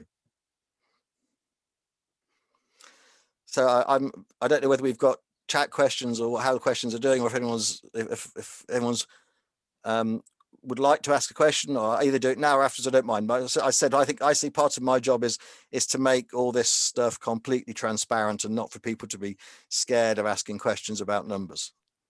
I think we just had one that was pre-submitted, Neil, Okay. just about our reserves. Obviously, we have high levels of reserves, and the question was around what proportion of these funds will be actually used to benefit carers directly. I think you've kind of answered it, really. Yeah, I think that we only do one thing with our funds, and that's support carers, unpaid carers. It's just a case of when we are, or what we best decide to spend our money on. So, for example, if we had X in the bank, at a particular point in time, should we say we're going to spend a proportion of that for the next 3 years on providing a service over 3 years, or spend all on one service now that only lasts for a year? So we have some of those decisions to make about whether we want to provide it immediately in that year or spread it over a number of years. So we might find from time to time there's money in the bank. We think, well, hold on, why is the money in the bank? Shouldn't you be spending it on unpaid carers? But that may be because we've decided we're going to run a 3-year program and we want to have enough money at the start. So if we had 100 at the start, we spend 30 one year, 30 the next year, 30 the year after. Yeah? So at the end of year one, we've still got 60 in the bank, and everyone's going, well, why have you got 60 in the bank still? Yeah. But the reason you've got 60 in the bank is because you've already committed to providing that 30 each year. So we will from time to time have funds, but the funds will only ever be spent on projects for unpaid carers whenever we can identify the ones that provide most benefit to most carers. Lovely, thanks, Neil. Over to you now, Tim. Thank you. Now everyone's scared of asking me a question. Come on. There's nothing in the chat. You've been so clear and succinct that everyone is astounded, and no questions. So thank you, Neil. I'll pass over to Tim now. Okay. Thanks, Tim. Thanks, Fiona, and good afternoon, everybody. Those of you carers watching who perhaps have used or are currently using the centre services will, of course, have come into contact with those members of Pam's team with direct responsibility for providing them. And in the session that follows on this afternoon's agenda, you'll have an opportunity to meet them face to virtual face, as it were, to hear about these services in more detail and to ask any questions or raise any issues you may have. However, except at AGMs or previous Carers Week events, such as this one, for instance, it's likely that you will not have had the need, or maybe even the desire, for much contact with the charity's Board of Trustees. And so this is an opportunity for myself in my role as chair, and for Neil, as you've just heard, in his role as treasurer, to briefly say a little about the role and work of the board and its trustees, and to try and answer any questions you may have about the challenges faced by the charity and its future direction. So starting with the very basics, what is the essential role of the board? Well, first and foremost, every charity's board has a duty and a requirement in accordance with charity legislation to demonstrate that it's meeting the core primary aims of that charity as set out in its governing document or constitution, and that it's using its resources effectively to achieve this for public benefit. And so trustees are appointed to oversee the charity's work and its overall strategic direction, and in so doing are accountable collectively for ensuring it's run effectively and in compliance with all the legal requirements.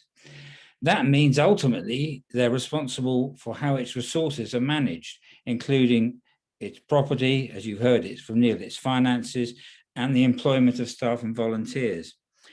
I used the word collectively just then, and that means that all decisions taken by boards are taken by trustees acting collectively. So who are trustees? How are they recruited? And what are the expectations of them in this role? Well, if you're over 18, which I can safely say that Neil and I both are, and you meet the role description and person spec for the job and pass various DBS checks, then you're eligible to become a trustee. Trustees are all volunteers and come from all walks of life, bringing with them, as they do, a huge range of different types of knowledge, skills, and experience. ECC has a recruitment policy aimed at finding trustees with the range of attributes and diverse experiences that it thinks will best meet the needs of the charity at any particular time to enable it to give the necessary level of strategic direction and oversight. Currently, the board consists of 8 trustees. There's no upper limit. I think when you have boards of more than 10, 12, it's perhaps becomes slightly unmanageable. So it feels as though 8 is a manageable number, but I'd say there's no specific right or wrong with regard to that. And these 8 trustees have present and previous roles in a variety of managerial positions in the private sector, the public sector, that's national and local, and then the NHS, and the voluntary sector. And with these skills being brought, including such things as you heard from Neil, accountancy, marketing, communications, information systems, organizational development, contracting, grant management, and probably a whole load of others, which I haven't had time to mention. So forgive me if I'm doing anybody a disservice. And amongst that group, there's a mix of those in full-time employment, those on career breaks, and those who are retired. And also there's a range of different experiences of what being a carer is. And I must say that ECC has been very fortunate in being able to recruit recently, over the last 18 months or so, an extremely talented and committed group of new trustees. So to give them support and maintain their motivation and keep them committed, every effort is made to give new trustees a thoroughgoing induction program into the role, following which they're also encouraged to take up further development opportunities that might arise in order to help them undertake their duties. So what about the types of work that trustees are involved in? As mentioned, trustees have collective responsibility for board decisions, but there are some specific roles that have particular requirements, namely for ECC, that of chair, treasurer, and board secretary. Neil has said about what his role as treasurer ensues. And with regards to the chair role, my role, this involves acting on behalf of the board and being accountable to trustees for providing direction, being accountable to trustees for agenda planning, working constructively with Pam as the CEO, and ensuring that the board as a whole works in partnership with the CEO. And I think that is a very important relationship to maintain. And also ensuring that trustees are fulfilling their governance duties. And to assist with this last requirement, the board secretary has particular responsibilities for overseeing the organisation's compliance with charity law and regulations, and keeping the board informed of any changes in governance requirements that it needs to know about. So these then are the 3 board officer roles. But there's also scope for trustees to take on other lead roles relating to specific aspects of the charity's work. And for ECC at the moment, we have 2 such leads. Firstly, one for home care service provision, and secondly, for all matters relating to safeguarding. In terms of the time commitments for trustees, there are 6 scheduled formal board meetings during the year, but in addition, to help manage its workload, the board can also delegate specific areas of work and tasks to subcommittees, which have specific terms of reference, which then report back to the board with recommendations for action. Currently, the board has 2 such subcommittees, one with a remit to develop marketing and communication initiatives, and one to focus on financial and remuneration issues. And of course, I need to mention here one hugely significant development during the last 18 months, namely the merger with Carers Trust Lee Valley Crossroads, which, having now been completed, has resulted in ECC now being able to provide home care support services for the first time under the recruitment of a new home care manager, Alex, who you'll be able to meet a bit later in the next session. Nevertheless, mergers, even relatively straightforward ones, such as this, I think largely proved to be, generate a lot of work for the board and executive team in order to ensure a smoother transfer of resources as possible. This one was no exception and necessitated the setting up of a merger project group, which naturally required the involvement of and input from trustees and as another call on their time. It should be emphasised at this point, however, that the expectation is that all trustees will actively engage with and contribute to all board agenda discussions and decisions, irrespective of other individual roles as leads or subgroup members. So we don't want people necessarily just to talk about, say, safeguarding or finance or home care if they've got a specialist role there. Everybody is expected and encouraged to contribute to the debates leading to decisions. And that just leads me on to quickly mention the range of topics that would routinely be found on board agendas for trustees to consider, engage with, and make decisions on. And these will include a chief exec's report on the various operational issues, such as those relating to service activity and development, staffing and recruitment issues, and contract monitoring and compliance. There will also be a regular report providing an update on the charity's financial position, as well as ones on governance, policy updates and reviews, and the organisation's register of identified key risks, plus safeguarding and health and safety issues as standing items. The board's main function, though, as mentioned earlier, is to provide overall strategic direction for the charity. And so a key piece of work developed during last year was the organisation's business plan for 2020 to 22. And this is the key document requiring considerable trustee input that provides the overarching framework for the charity's strategic, financial, and operational priorities, and upon which is based the organisation's whole work programme, and also the criteria by which progress on service delivery can be measured. The other key events in the board's calendar, just to mention briefly, are around the production of the charity's annual report and accounts, which are worked up by the board for final approval at the AGM in November. These are crucial because they provide the primary means through which trustees report on their stewardship of the charity and demonstrate public accountability. The annual report is what explains what the charity is trying to achieve, how it's going about this, and whether its objectives are being met for public benefit. So that's been a bit of a whistle-stop summary of what the board and its trustees are about. It may, to certain ears, seem slightly dry when you're and bureaucratic because you're talking about the nuts and bolts of the organisation around governance, policies, and compliance.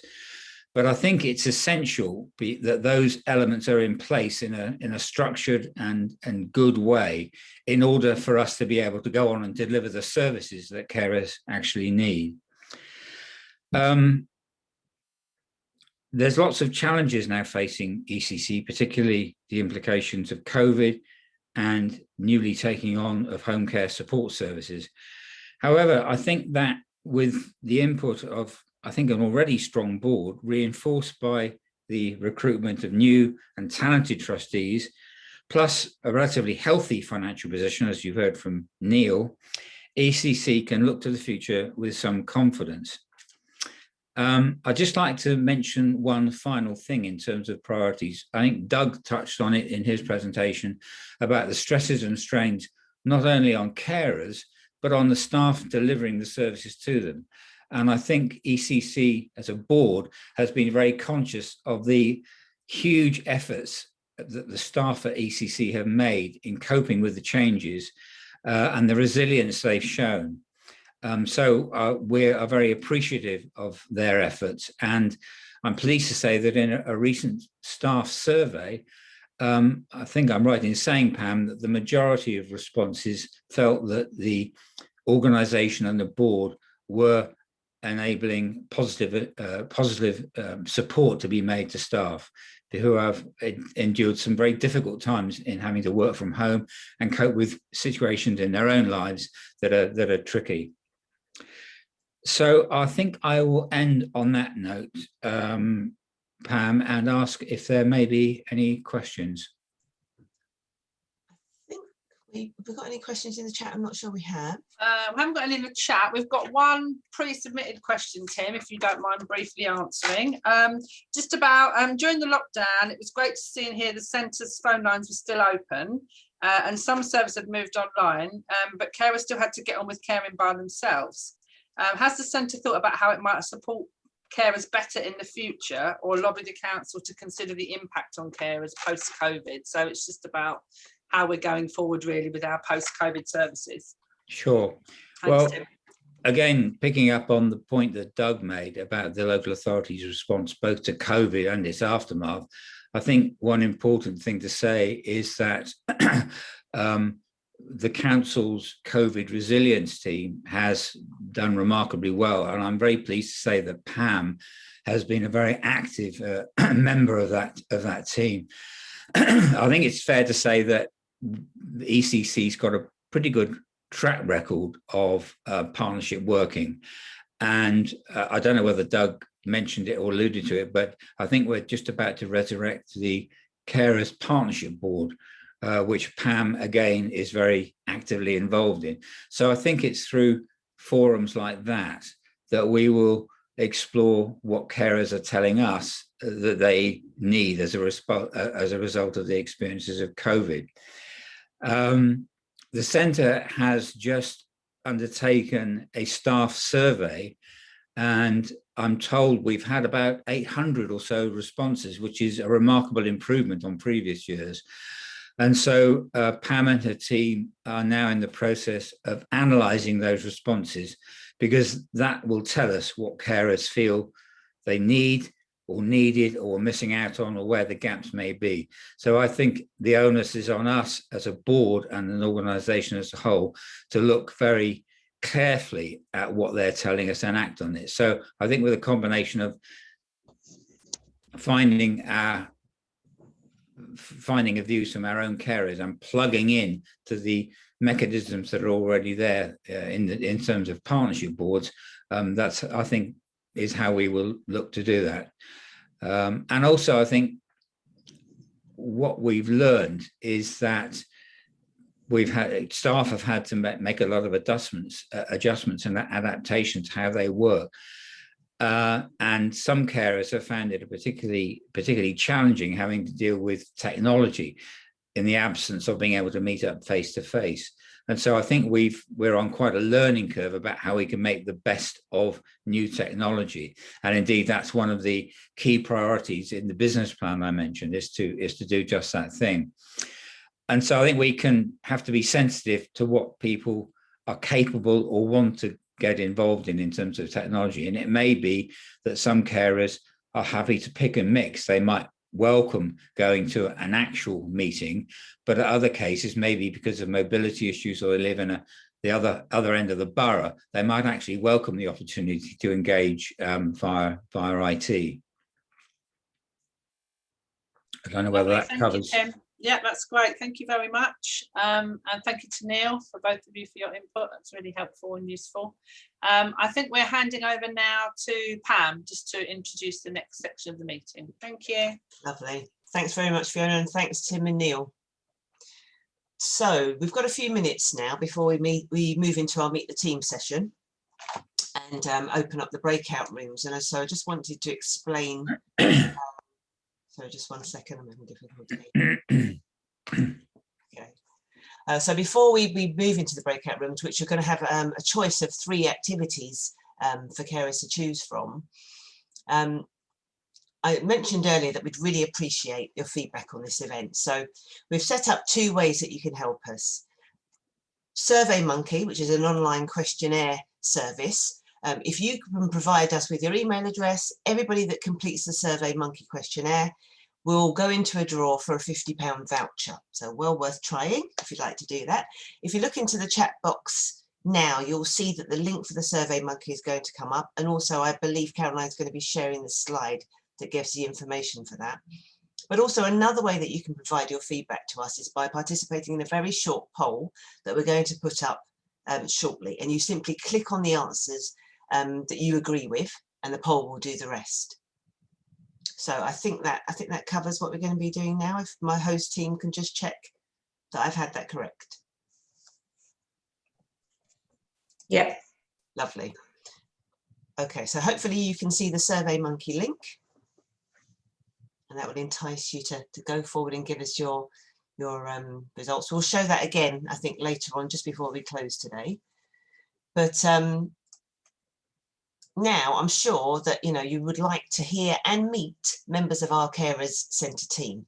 So please stay with us and bear with me while I explain about the breakout rooms that are going to be taking place at the same time.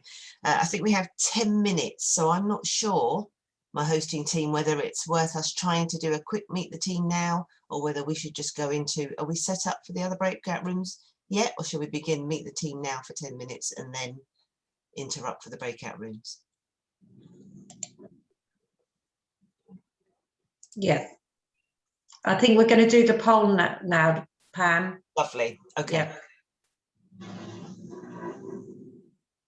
Fine. So hopefully you can all see the box and you will all be able to click on the answers that you feel represent your opinions.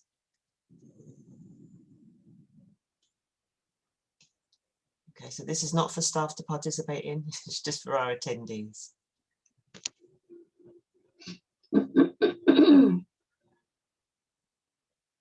Thank you. We're just waiting for a few more people to respond.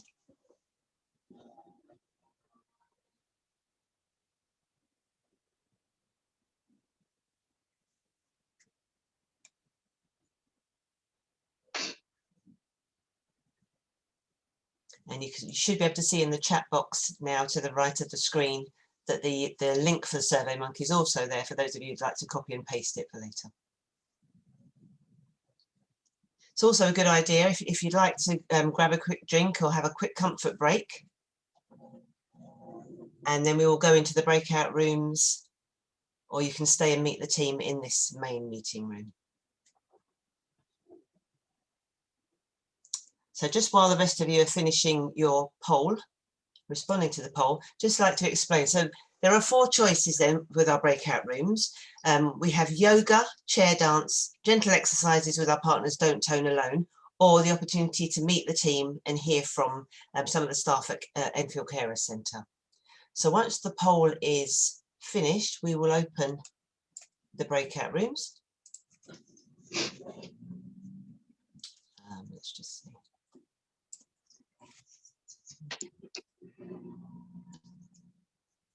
I don't know if we want to give it a few more seconds.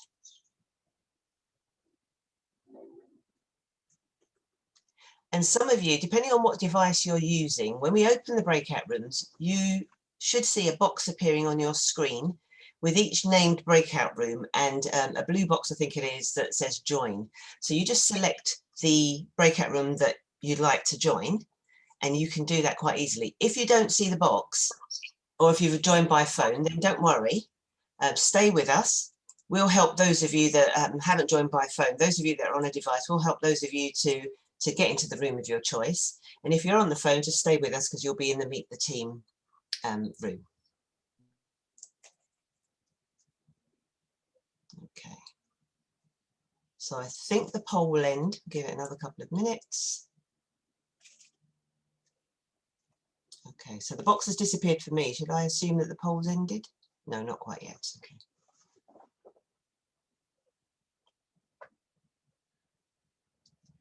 Lovely. Can one of our hosts just confirm that staff and the people running the breakout rooms are primed and ready to go? Yeah, everyone's here, so I can open up the breakout rooms. Lovely. Thanks, Caroline.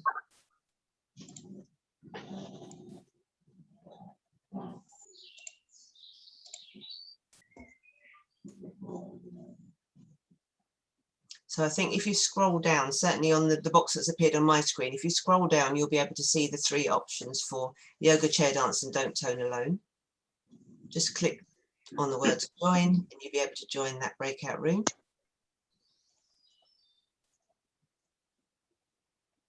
And don't worry, if none of those rooms appeal to you, stay with us and you'll be able to meet the team.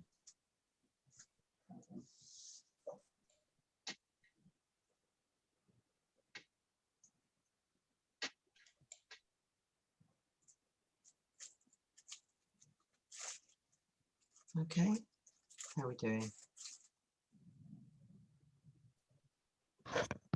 Sorry, I can't see any breakout rooms on the screen. Okay, no problem. 1 second, I'm gonna close them again and reopen. 1 sec, sorry. Thank you. Oh, hello, it's Gina here, and obviously something's gone wrong with my back. Don't worry, Gina, we're just closing the rooms, we'll open them again, and you should get some people joining you. I'm not sure though I'm not sure how to get, I've tried to get the backdrop and this has happened. I don't know if you can see me clearly. Okay, I can't actually see you at this moment. 1 second.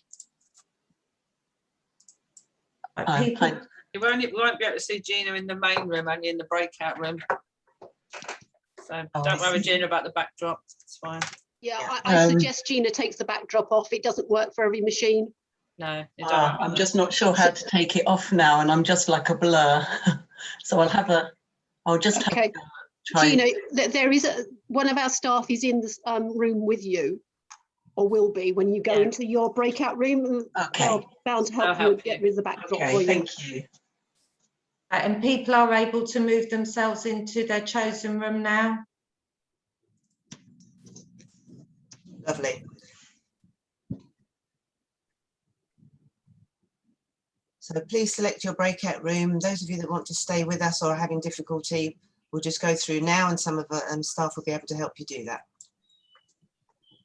Okay, so if there are anybody still in the main area that would like to raise their hand, I'm not sure if you've got anybody who's left now who wants to go into the main room. If you could raise your hand. Candy, I think you need to be in the breakout room, don't you? Yeah. Do I? Oh, okay.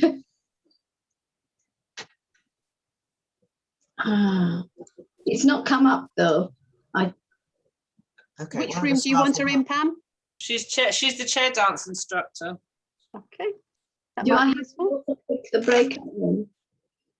Okay, if you hang on, Candy, we'll try to sort you out.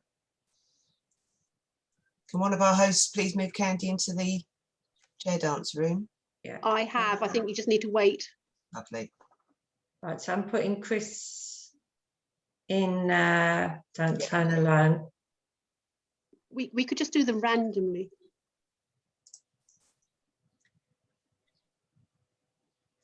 Okay, so I'm going to assume that people who don't have their cameras on are happy to stay in the main meeting room, I think. Okay. Fine. Okay, so welcome everyone then to the Meet the Team session. Okay, is everybody where they need to be? I think they are. Lovely. Okay, so we have with us today the following team members. And if you'd just like to give us a quick wave, and then you can begin, and then I'll introduce the next person. So Marion is our benefits advisor. Marion, are you okay to kick off? So I'll just tell you a little bit about myself and the project. So I'm a benefits advisor, and I'm here to give advice on benefits, of course.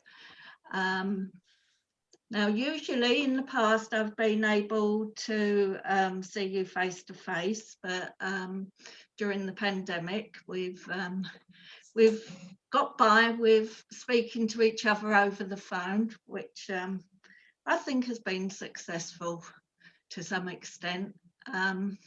Eventually, we will be able to get back to the office, and hopefully in the future as well, we might be able to do home visits as well.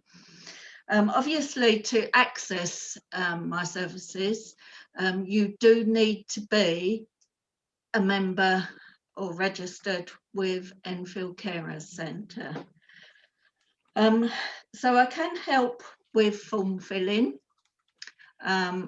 but I don't help with universal credit because this needs to be done online, and there is a national universal credit help to claim line. So I will signpost you in that direction. I also run a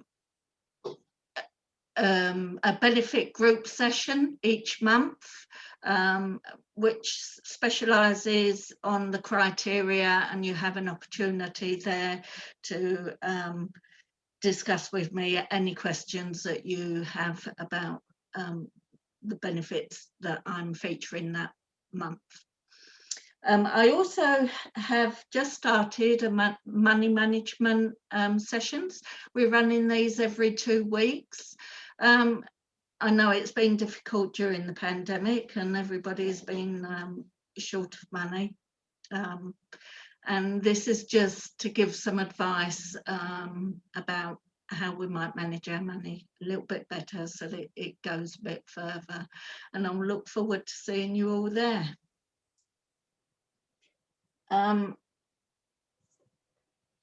The group sessions will be advertised in the newsletter, so keep your eye out and call up the centre. And if you book in advance, I'll send you a link, and we'll talk to each other on Zoom.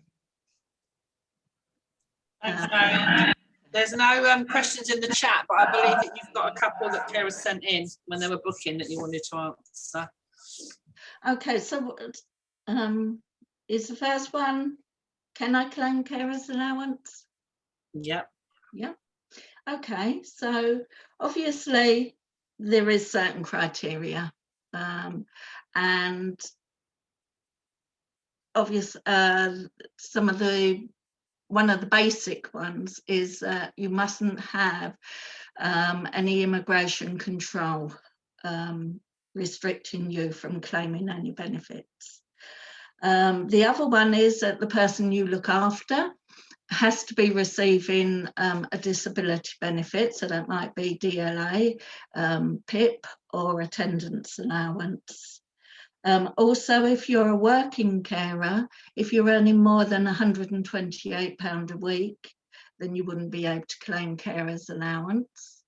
Also, with pensioners, if your state pension is more than the carers allowance, which is £67.60 or 70 a week, you also wouldn't be able to claim carers allowance, but you may be able to get a carers premium in other benefits. So you can contact me, and I can help you claim it if you wish, or I can do a benefit check. I always advise doing a benefit check before you claim carers allowance, because it can impact on your own means tested benefits, and it can impact on the person that you care for on their means tested benefits. So that's carers allowance. Do you want me to go through the other question quickly, or if it's a quick one? Yeah. The other one is, can I get a mobility allowance? Now, there isn't any such thing as a mobility allowance. It is a component, a mobility component, and it is present in the disability living allowance, and it is present in PIP, personal independence payments. Now, if you don't get either of those benefits, then you won't be able to apply separately for a mobility allowance. Also as well, quite a few people may be on disability living allowance or PIP, but they're over pension age, and they're not getting the mobility component. Once you reach pension age, if you don't have the mobility component of that benefit, then you can't then reapply. They will not reassess your mobility. Okay. Lovely, thanks, Marion. You're welcome. So we now have Matt from our support team. Hi, Matt. Hi there. Right, hello everyone. Okay, so my name's Matt, Matthew Cook. I work as one of the adult carers support team. I work with my colleague Shami. I believe she's in the chair dance breakout room at the moment. But we have a very sort of open-ended sort of criteria to our role, really. We work with adult carers over the age of 18, and just discussing their caring role and seeing if we can advise, give any information or advice as appropriate, depending on what their issue is to do with their caring role. So our help goes from, you know, basic registrations, one-to-one discussions with the carer, see how they're coping in their situation, what advice and support might they need, and how can we link them in to that support. So a lot of our work is referring on to other services within Enfield Carers Centre, obviously, such as Marion for benefits advice, or to the carers assessment team if they haven't had a formal carers assessment, and you'll find out more about that later, plus the other kind of services that we do, such as the counselling for carers or the legal information sessions. A home care team, could be anything. A lot more of our role is also referring or signposting externally to services for the person that they're looking after, for instance, such as adult social services or children's services, GPs or local other voluntary sector, such as Age UK or Mind. And then obviously, depending on our discussion with the carer, we might, if needed, obviously follow up to see what outcomes have occurred. Do they need any follow-up support or further advice? So it's quite open-ended. If a carer registers with us and they do need to speak to a member of staff, they can contact the Carers Centre, and myself or Shami will call them back or email, whatever is preferred, and see if we can help advise. And if we can't, if it's an issue that we don't deal with, then obviously we'll signpost you to services such as Citizens Advice or others that should be able to help. Another part of our role is the adult care support groups, which we run a variety of. They're still conducted online or by telephone at the moment, but that might be changing obviously over the coming months. So we have a dementia care support group, a mental health care support group, MS care support group, and oh yeah, of course, autism and learning disabilities care support group.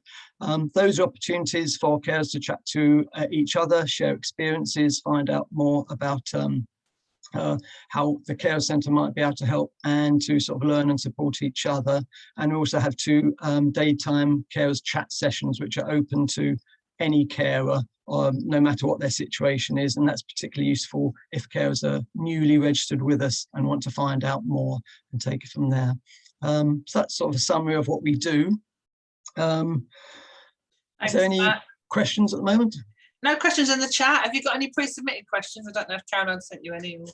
Yes, yeah, I was sent a couple. Okay, so if there's none on the chat, I'll try to make this brief because one was they gave a situation, which is actually a very common situation. It says, I'm caring for my loved one every day. They have paid carers in the morning to help with personal care, but I have to be with them the rest of the time. I find it hard to get out to do shopping or to have a break. Is there any help I can get? So, well, yes, there is. And that's the kind of situation where we'd want to have more of an in-depth discussion with the carer to look at the different options available to you. So, for instance, going from obvious discussions about if there's any sort of family who can help step in and help. But also you mentioned that you have your loved one has paid carers in the morning. So that suggests there's a care package in place. If that's from social services, obviously it might be privately arranged, but if that's from social services, it would sound to me like that care package might need to be reviewed if there's no provision that enables you to get out of the house. So you might want to request a review from social services, and they can look at the possibility of increasing the visits every day if that's needed, or the inclusion of a sitting service where somebody could come and be with your loved one, enabling you to get out the house and do other things, or they could include the possibility of day centre attendance, which would free you up once or twice a week, something like that, or if eligible and if needed, provision for respite stays in a respite care home occasionally for a week, which would give you a proper break. So that's one possibility. Obviously, if you're self-funding, if your loved one is self-funding following a financial assessment, then you have the freedom, if you have, to buy in more care and buy in services such as sitting services. I should obviously just mention here that Enfield Carers Centre, obviously we have our own home care team now that we can link you in with if needed for a sitting service or care services. But if you're self-funding, we'd advise looking at the benefits that your loved one gets, make sure that they're getting the full rates that they're entitled to. And then think about other things, your own carers assessment, possibly a community alarm system at home. So is your loved one, they might be safe to be left at home to enable you to get out if they had a method of calling for help if needed, such as a community alarm or one of those mobile phones with big buttons, things like that. And if it was possible to arrange space for your loved one to be looked after, to free you up to have a proper break yourself as a family carer. If you could not afford actually to make use of that break, to do anything useful with it yourself, to get away for a bit, then contact us at the Care Centre, because we could help you look. We might be able to support with a grant application to enable you to benefit from that break. Or there's other organisations such as Carefree Breaks that free up holiday accommodation. Or again, we might look at, do you need to have a reassessment, a carer's reassessment, which you can find out a bit more in a minute. So yes, sorry, that ended up a bit long. So this is what carer support is like. A simple question can suddenly open up to lots of different issues. But right, have we got time for any more? Is that it? I think I've talked myself out. There's no more questions. Very informative. Thank you, Matt. Right. Much appreciated. I'm now going to hand you over to Cheryl, who is our ICANN navigator. Over to you, Cheryl. Right. Hi, good afternoon, everyone. My name is Cheryl Codrington. As my colleague Fiona very rightly said, I'm the ICANN navigator. Right. My role as an ICANN navigator is basically you supporting vulnerable people 18 plus and carers who have various health issues, especially those with dementia, diabetes, strokes, falls.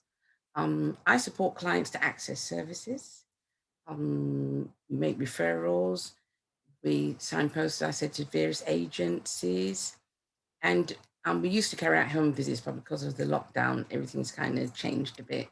Apart from this, I actually run 2 peer support groups within the Edmonton area, which one is Memory Cafe and the other is Tea and Chatter group, which was very well attended. And it just, everyone comes along, you sit down, maybe they do a bit of one-to-one, anything, just for you to get out of the house. And I think with all what's going on, I'm not sure when that will resume. We're hoping that by the end of June, we might be able to start back again. Yeah, apart from that, that's sort of basic. It's just so many different little elements to the ICANN navigator. And I'm not sure if there's No, nothing in the chat, but if you've got any pre-submitted. There was two that was actually yeah, there's two that was actually submitted. There was one of them was oh sorry, I do apologize.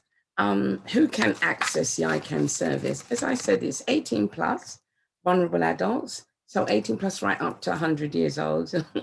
And as I said, we're happy to support with all the various different health issues. Signpost services, I work very closely alongside my colleagues within Enfield Carers. Matt, Shami, our signpost also to Marion Benefits. Next question was the one-to-one support, if we carry out one-to-one support. Before the lockdown, we did home visits. I carried out home visits. But I think now we are hopefully will go back to the one-to-one support where we're going to the homes. But I think we have to sort of look at restrictions, risk assessment, and just alongside the government guidelines. But thank you for your time. Thank you for listening. If you need to access the services, you can do it via, or access in the Navigator service, you can do it via Enfield Carers. Thank you. Thank you, Cheryl. I'm now going to hand over to Danny to give us a brief overview of carers assessments. Thanks, Dan. Good afternoon.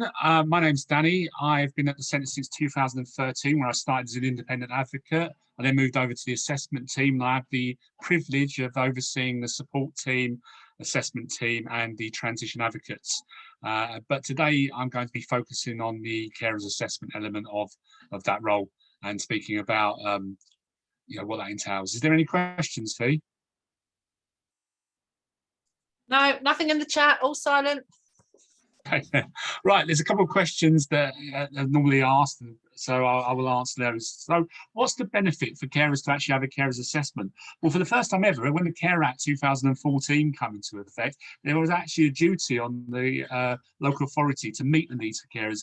Before that, it was always a power. It was good practice and common sense to actually support carers, but now there's an actual legal requirement for local authorities to meet that need, and to a right to be assessed, just like a service user would be, about how the caring role is impacting on someone.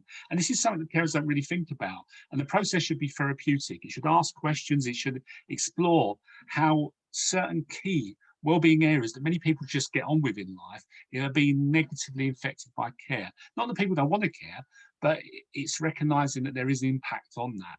Now, it could be a significant impact, and therefore there'd be a greater need for support. Or it might be that it's having some impact, and there's areas that you want additional support on. It's good to just have a chat and think about those roles. And this is a very good opportunity to find out and really consider what your caring role is doing and how you can benefit from the services, because there are a lot. And as Doug said earlier, if everyone's off, if you're not quite sure where to go for it, then the fact it's there doesn't do you any good. So that's the first advantage.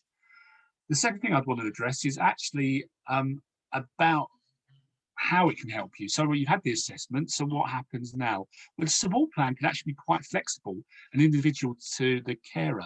The only kind of constraint to it really is that it has to meet the wellbeing aim as defined in the Care Act. So there has to be some kind of social element to that, be it social inclusion or vocational or wants of volunteering. And the need has to arise from the carer. So you have this situation where actually for a respite opportunity, we might actually pay for someone to go somewhere for them. But to provide replacement care for the cared for, that is considered a service for them. So there is some limitation to the scope that can be accessed via the carers assessment, but we would also liaise with social services in that case to try and create a more holistic joint plan to get some replacement care and then get you the break you will deserve. And there's been an interesting survey in Carers UK just how important the carers get breaks, which is found on our Facebook page if you want to have a look. And if there's no other questions, I'll leave you there. Thank you. Thank you, Danny. I'm now going to hand over to Alex, who is our registered home care manager. Thanks, Alex. Oh, hello, hi to everyone. My name is Alex. I am the home care manager.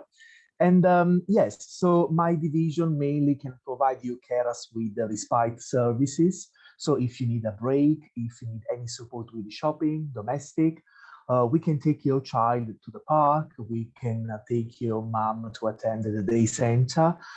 We can provide personal care, and we are able, to assist people with the long-term medical conditions.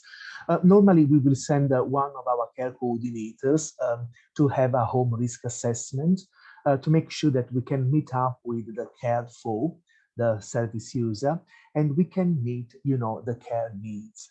So normally, we make sure that all our service users are treated with respect and dignity, and we ensure we meet the CQC, our regulator requirements. If you feel that you might need a break, if you feel that you need a respite service for yourself, you can contact our division, and one of the care coordinators will come for a risk assessment, and we can sit together and discuss and eventually, agree a care plan for short term or long term. Do we have any questions? We do not have any questions, no. There's nothing in the chat, but thank you for that concise description, Alex. Thank you very much. Lorraine, who is one of our transition workers. Thank you, Lorraine. You need to unmute yourself. Thank you. Hi, can you hear me? I apologise, I haven't got my lovely backdrop, but for some reason I couldn't get it to work today. But I'm going to bring up, I don't know if I could share, I did send it to Caroline, my slide, because my voice is still going. So I think if I carry on talking too much, it might go. So I wanted to bring up my slide in case my voice goes complete. I can bring it up for you, Lorraine. So I'll do the first slide. Thank you. Just let me know when to move on. Yep, will do. Thank you. So it's myself, Lorraine, Stewart, and Kevin Phillips. We are the transition team. We support parents and carers of young people and adults from age 14 right up to 25 who have a disability. We support through various transitions. The biggest one, of course, is from children's services to adult services, so becoming an adult. But there are lots of different transitions in between that. So we support through very various changes from their education. They might be leaving school and thinking about college. They might be leaving college and thinking about a day centre or going to training. Some will be thinking about going to supported independent living. So we used to make a home visit and go through things with you, but at the moment I'm not able to do that. Hoping that will be able to happen soon. My voice is going. So yeah, we'll have a chat, listen to you on the phone. When I get a referral, I'll call you up, so will Kevin. Listen to your concerns and your worries and what your situation. Try to give you some advice and support you with it. Well, major things we do, we can attend meetings with you. So say there's an annual review at child's school and you've got worries, we'll attend those with you. Or at the college. We'll go through documents. So for me, a lot of the time, that's the educational healthcare plan. And help you go through that and get that so it's a fit for purpose, how you want it to be, what things you want included, make sure it's going to meet the needs of your young person in their school or college. Any form filling, we can help with that. And basically a lot of what we do is we will communicate with professionals for you if that's what you need help with. Some people only need a bit of advice or support and can actually, with a bit of advice and information, can do the communicating with professionals themselves and attend meetings. But I do find that's a lot of things that we do is chase up people all the time to get responses. So we're very happy to do that or help you draft your own. We can help you challenge decisions, if that means going to appeal or just making formal complaints. Yeah, whatever has been concerning you with your young person, it's worth contacting us. So you can get us on our email, transitions@enfieldcarers.org, and we just will take it from there and see how we can help you. And really, I see it as a journey, going through the journey with you, really, and supporting you as best we can. So next slide, please, Caroline. I think Yeah, these are a couple of questions we've already had forwarded. I don't know if there's any more in the chat, but I'll head along with these. One we had was how to get support from social care, which I think some of the staff have talked about already, really. But anyone can request an assessment from social care, from children's or adult services. So you go and call them yourselves. That would be Cheviots for children's services, or the ILTS team for adult services. But referrals, if can be made by the professionals. So the school could do it, GP, health. It's a lot of what we do as well, is making that initial after chat and seeing what's needed, actually, and referring a family for a full assessment. And often carers worry about what that will mean. It just means the social worker will speak to you and see whether there's a need for a full detailed assessment. And I always say to people, have a good think about, they worry about what to ask for, what they can get. Just think about your day, your everyday routine, and the most hardest times. Usually it could be the weekend, it could be holidays, and what sort of support would help you or you're cared for.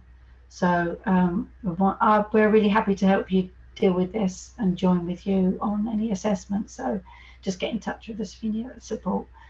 Next slide, please, Caroline, for the other question. Yeah, I get asked this a lot, how to get more support for your young person or your child when they're at school or college.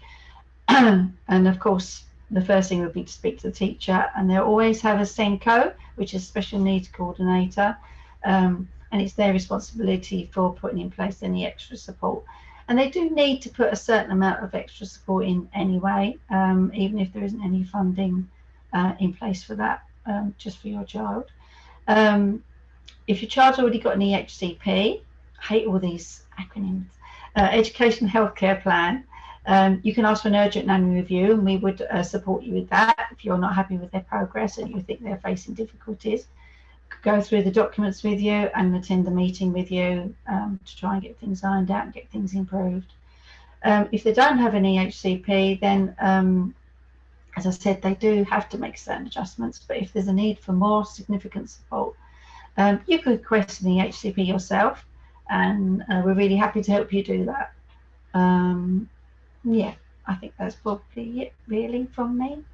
If there's any other questions. Thank you, Lorraine. There's no questions in the chat, and thank you. I know you've got a bad throat, so we do appreciate it. Thank you. I'm now going to hand over to Mark, who is our healthcare manager. Thanks, Mark. Well, good afternoon, everybody. Right, good afternoon. My name's Mark Warwick, and I'm the healthcare manager. And just before I say what I do, it always amazes me when I hear my colleagues speak, because it just highlights how diverse a service we offer. You know, and the work that we do is quite immense, really. So, you know, all credit to us. So I've worked for Enfield Carers for 3.5 years. Originally starting as a volunteer, shredding and doing some more shredding. But more recently, I've taken up the role of healthcare manager, which basically covers really any of the healthcare related services or support or projects that we become involved with. And some examples of that would be I liaise with a lot of healthcare professionals, so GPs, hospital managers, and people more senior than that. And I've been involved in some projects, particularly with North Middlesex Hospital, such as the Dementia Steering Group, the Learning Disability Steering Group, hopefully helping to influence their thoughts and actions that they take around supporting carers. Some of the other stuff I do is, well, I've got a team of 3 very good people. That's Karina, Cheryl and Helen, who I'm not sure is here today. And they're gonna, you've already heard from Cheryl. Karina will tell you a little bit about what she does in a moment. But she does an awful lot of work on hospital training, healthcare training. And some of you would have already attended her basic nursing skills course. I oversee the counselling services, which we're due to expand in the near future. Cheryl's mentioned the ICANN service, which also comes under, well, within my division. I'm on mental health groups. I deal with a lot of mental health issues, the bereavement group and services, and sometimes I do some of the donkey work in the office, like changing toilet seats and things like that. So I just wondered actually if there's Fiona, is any questions in the? Well, I'm glad you asked, because no, there aren't any questions. Oh well, I've got a couple of questions that are often asked of me. Okay. So Fire seriously, away. yeah. So somebody suggested that the pandemic is virtually over. So why can't they visit their sister in hospital, who she's a carer for? I guess the first thing to say about that is we heard earlier from one of the healthcare professionals is that COVID isn't over really. Far from it. You know, it's, I'm not going to bore you with figures, but it's claimed many lives across the world. And although we are a borough that is highly vaccinated, I think around 75% of the borough has had at least one jab.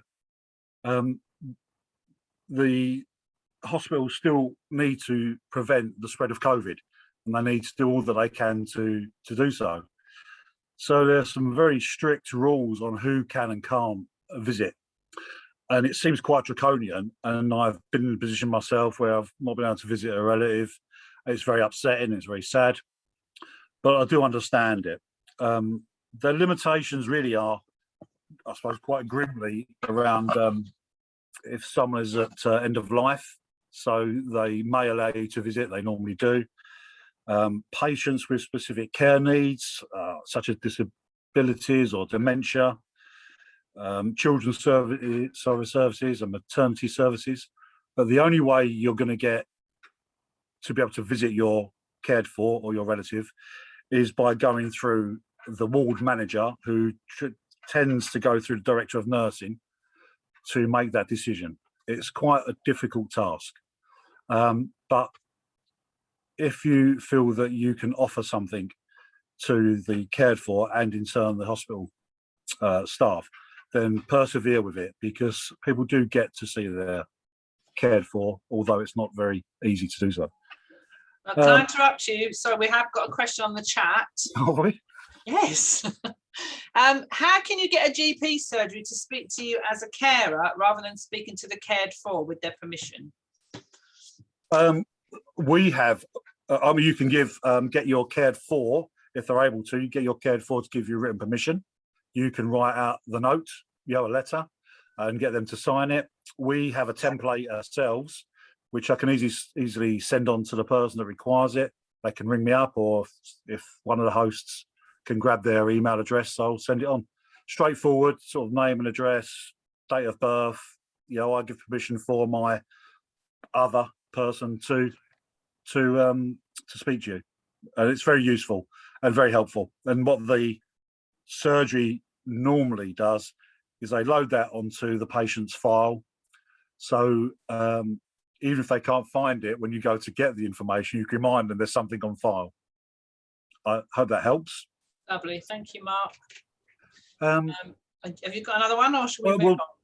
All I'll say is, just while I'm on GP visits, the other question I had was that a carer contacted me. They had or have some very worrying symptoms. I won't go into what they are, but some very worrying symptoms about their own personal health. But they were scared to go to the GP because of catching COVID, and they didn't know what the rules were anymore. That you weren't allowed in, that you get left at the doorstep. The first thing I would say is, if you have any symptoms, for any carer who has any symptoms on their health, you must get them checked out. There's a lot of information in the news lately about a potential pandemic on people that haven't had had particular cancers diagnosed or heart issues. So you must get checked out. You just ring the GP as normal. My own GP actually is allowing people to come to the back door, not the front door, but they're allowing you to go to the back door and book in at a temporary reception desk. So I think it does change for each GP surgery, but any symptoms at all, get checked out, call 111, whatever you think you need to do, but just call them, or you can call us and we can help you. Lovely. Thank you, I have Mark. no more questions. Thank you very much for your very informative talk. I'm now handing over to, we've just got 2 more to go. For those of you that are dying to go and have your lunch, the lovely Clarissa, who works with our Young Carers team. Thank you, Clarissa. Hi, everyone. We are Epic, and by we, I mean Shelby and Carla and myself, Clarissa. And Epic are the Young Carers team. So young carer is somebody aged between 5 and 18 who cares for someone in their household or outside of the household. We provide support. It's a free service, and it's like a respite service, personal support, and we help with many things. We offer tuition, mentoring, help with homework, and a range of activities. At present, we've got things like yoga, we've got escape rooms happening, workshops and things like that. And that's the fun side of our work.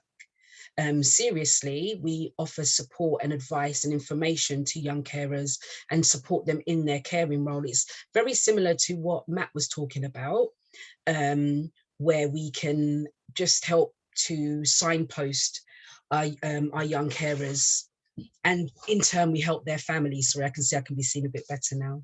And we can help their families. Being a young carer is quite a difficult thing. What you find is that it's quite stressful, especially with our young carers within school. So a lot of our work, I find that we are liaising with school, like increasing awareness about young carers in schools. And in turn, it helps schools to support the young carers. A lot of times what we find is that the caring responsibility might be in the mornings. So the young carer might find themselves being late for school or not being able to stay after school for detention. And sometimes their explanation of, not wanting to stay behind after school or being late isn't accepted at the school because they're not aware that that young person has a caring role. And our involvement seems to help in those kinds of situations. We can help, we found ourselves helping families, especially over this COVID this year, with financial support. We've connected with agencies like the Zebras Project, Anthrovision. Zebras, we've given them, help families with like fruit and vegetables. Anthrovision is quite nice. We've been able to support our female young carers with sanitary products as well, free, quite free. And that's really helped them. I don't know what else to say about us. I had all this stuff written down, but don't forget about all the wonderful volunteers you've had over lockdown, giving all the children one-to-one free tuition and all the online activities you guys have been doing. So we've had some amazing, actually, volunteers that from certain agencies and just people who've been at home with amazing skills that have just helped our young carers, kept them occupied. So we've still got our tuition running. We've been helping a lot with maths and English, which has been really, really, really successful. And we've managed to spread that over 2 days. We've got storytelling for our young carers as well, which kind of keeps them occupied, and our volunteer who does that is just so captivating. And we've also got yoga happening on a Friday that gets them, our children, young carers, active. And we've also been offered, our young carers are offered a free space in Enfield Scorpions basketball, and we're trying to see if that we can find someone to help with football as well. So we are growing in what we can offer. We do offer a lot to our young carers in regards to support. And another thing to add is that actually we are the only agency in Enfield that are supporting young carers at the moment. So we're quite a tiny team, but we're a dedicated team and we're a motivated team. Yeah. And a couple of questions that I've found, that have been given to me in advance is my child a young carer? And what we found is that we've been we get referrals from schools and social services, and then when we call parents, we do have permission to call parents. Parents don't feel that their child is a young carer, so it's just important to kind of reiterate, if you have a cared for in the household and you have children in the household and they are helping in some type of way, so it might just be that while you're cooking, your other child might just be keeping an eye on their sibling, or keeping them occupied. We would class them as a young carer, because they, sometimes as parents, you're, I can't remember the word, like your attention is split and mainly goes on your cared for, or you yourself might be a parent and you have children who just help you a little bit, in the mornings, or pass you things, or if you've got a mental illness and your child might just be even keeping your spirits up, we will be classing them as a young carer. And we like to get them on board and just support them as best we can.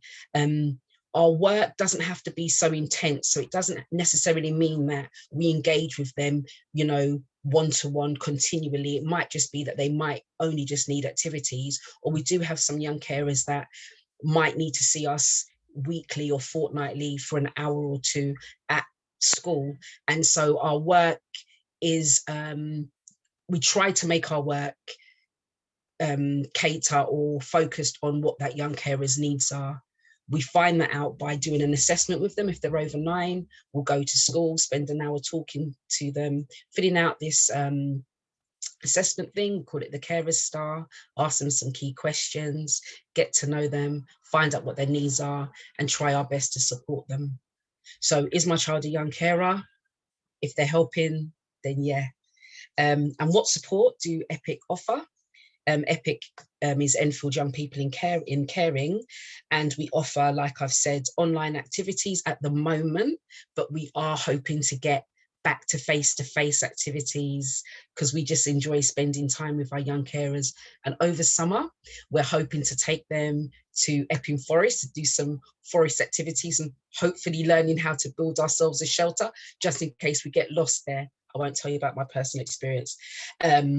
We want to do crazy golf with them, and just go to local parks and maybe just have a few picnics or play sports and games there, weather permitting. We can also signpost to other services. So within our centre, like benefits support and adult services, and also external agencies as well. As I've said, we've managed to liaise with and connect with Enfield Scorpions. We can refer to CAMS, and we also do loads and loads of online activities. I think I've waffled on enough, but that was lovely. Your passion for working with the kids comes across very clearly, Clarissa. Yeah, I find you are a small but mighty team, as you said. Yeah, it's a lot of fun. So if you have a young person in your household who aren't registered with us, please do not delay. We would like to meet them. Thank you. Thank you. And last but by no means least is Karina, who is our healthcare trainer. And Karina, over to you. Thank you. Hello, thank you, Fiona. Hello. So yes, I'm Karina, and as you already know, I do healthcare training. There's quite a few courses that I get involved with, so I'm not gonna, bore you with anything too in-depth for the moment. It's lunchtime and it's a sunny day. But I just want to draw your particular attention to some very important upcoming events for carers, which are focusing on cancer awareness. And they're going to be taking place over the 2 separate days, but they're not going to repeat, so the information that you're going to hear from first day and the second day is very different. So we're going to have special guests at this event. From Cancer Research UK, from Macmillan Cancer Support, and also from the North Health and Wellbeing Centre, which is formerly the North London Hospice. So some very important guests that are coming along, and of course I'll be there. The first event that we have is going to happen on the 25th of June, so it's this month. And it's going to be a Friday. And I really hope that you can all attend. It's going to be a virtual event, so again online for the time being, although I really do miss seeing all of the carers in person. That's just one thing that I really have missed in the last year. Yeah, and the other event there, so the second day of that same cancer awareness event will take place on Tuesday, excuse me, the 20th of July. And again, we're going to have some speakers that are coming along from the local support services. You're going to hear about the NHS screening, and also, very importantly, you'll be able to share your views about cancer services in the community. And we know how much the pandemic has affected these services. And that is why we've decided to put these events forward. So I really hope to see as many of you at these events as possible. Moving on, just a brief mention about another couple of training courses that I do. I do a training course that focuses on learning about basic clinical skills.